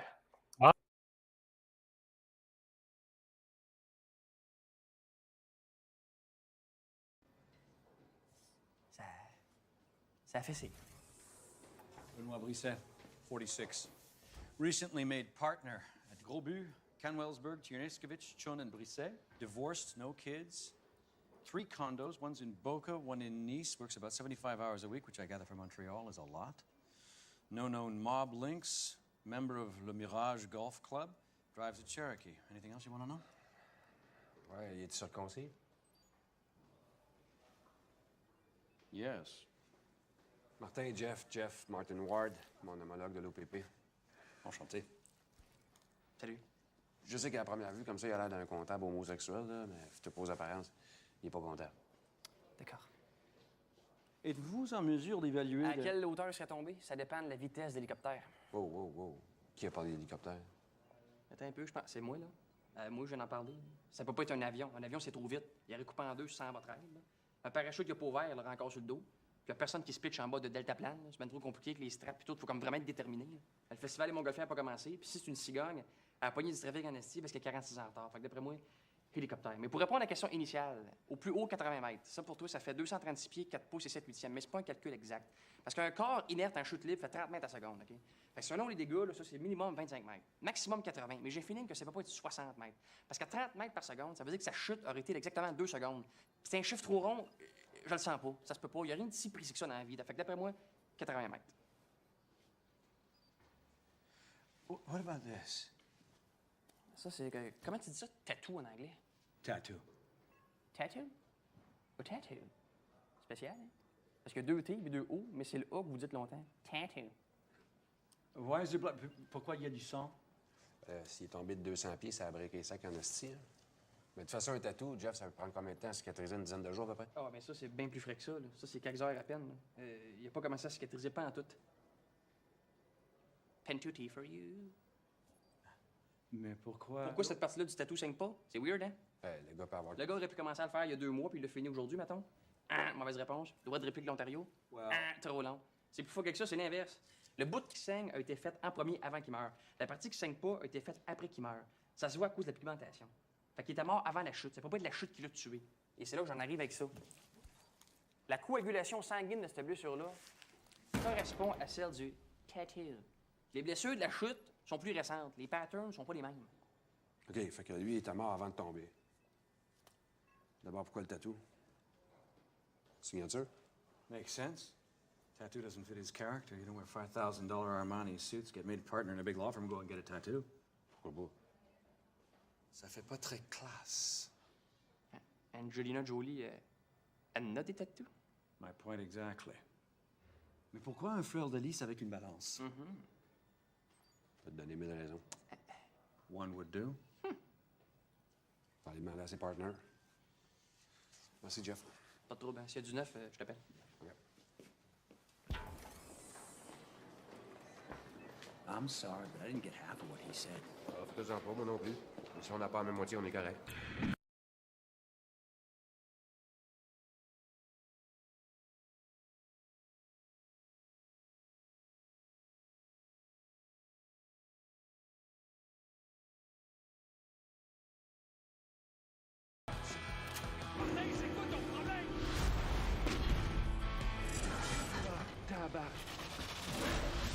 Hey, pour des retrouvailles, c'est des retrouvailles, hein? Ça fait presque un an que j'ai infiltré le réseau. Je sais pas c'est quoi, mais je sais que c'est big. Toi et moi, on va faire une équipe dangereuse. Une équipe? Oh ouais, prends ça. Really fucking weird, but awesome. If we succeed, we'll be rich. We're dead. Ils auront jamais le temps de désamorcer les bombes à temps. Thanks for playing, FBI. Martin Ward, RCMP. David Bouchard, Sûreté du Québec. Who? The Sûreté du Québec. Okay, that was not French. Are you German? Sounded more like Swedish. Yeah, like the Swedish chef on the Muppets. The English British, thirsty dirty, smorgasbord.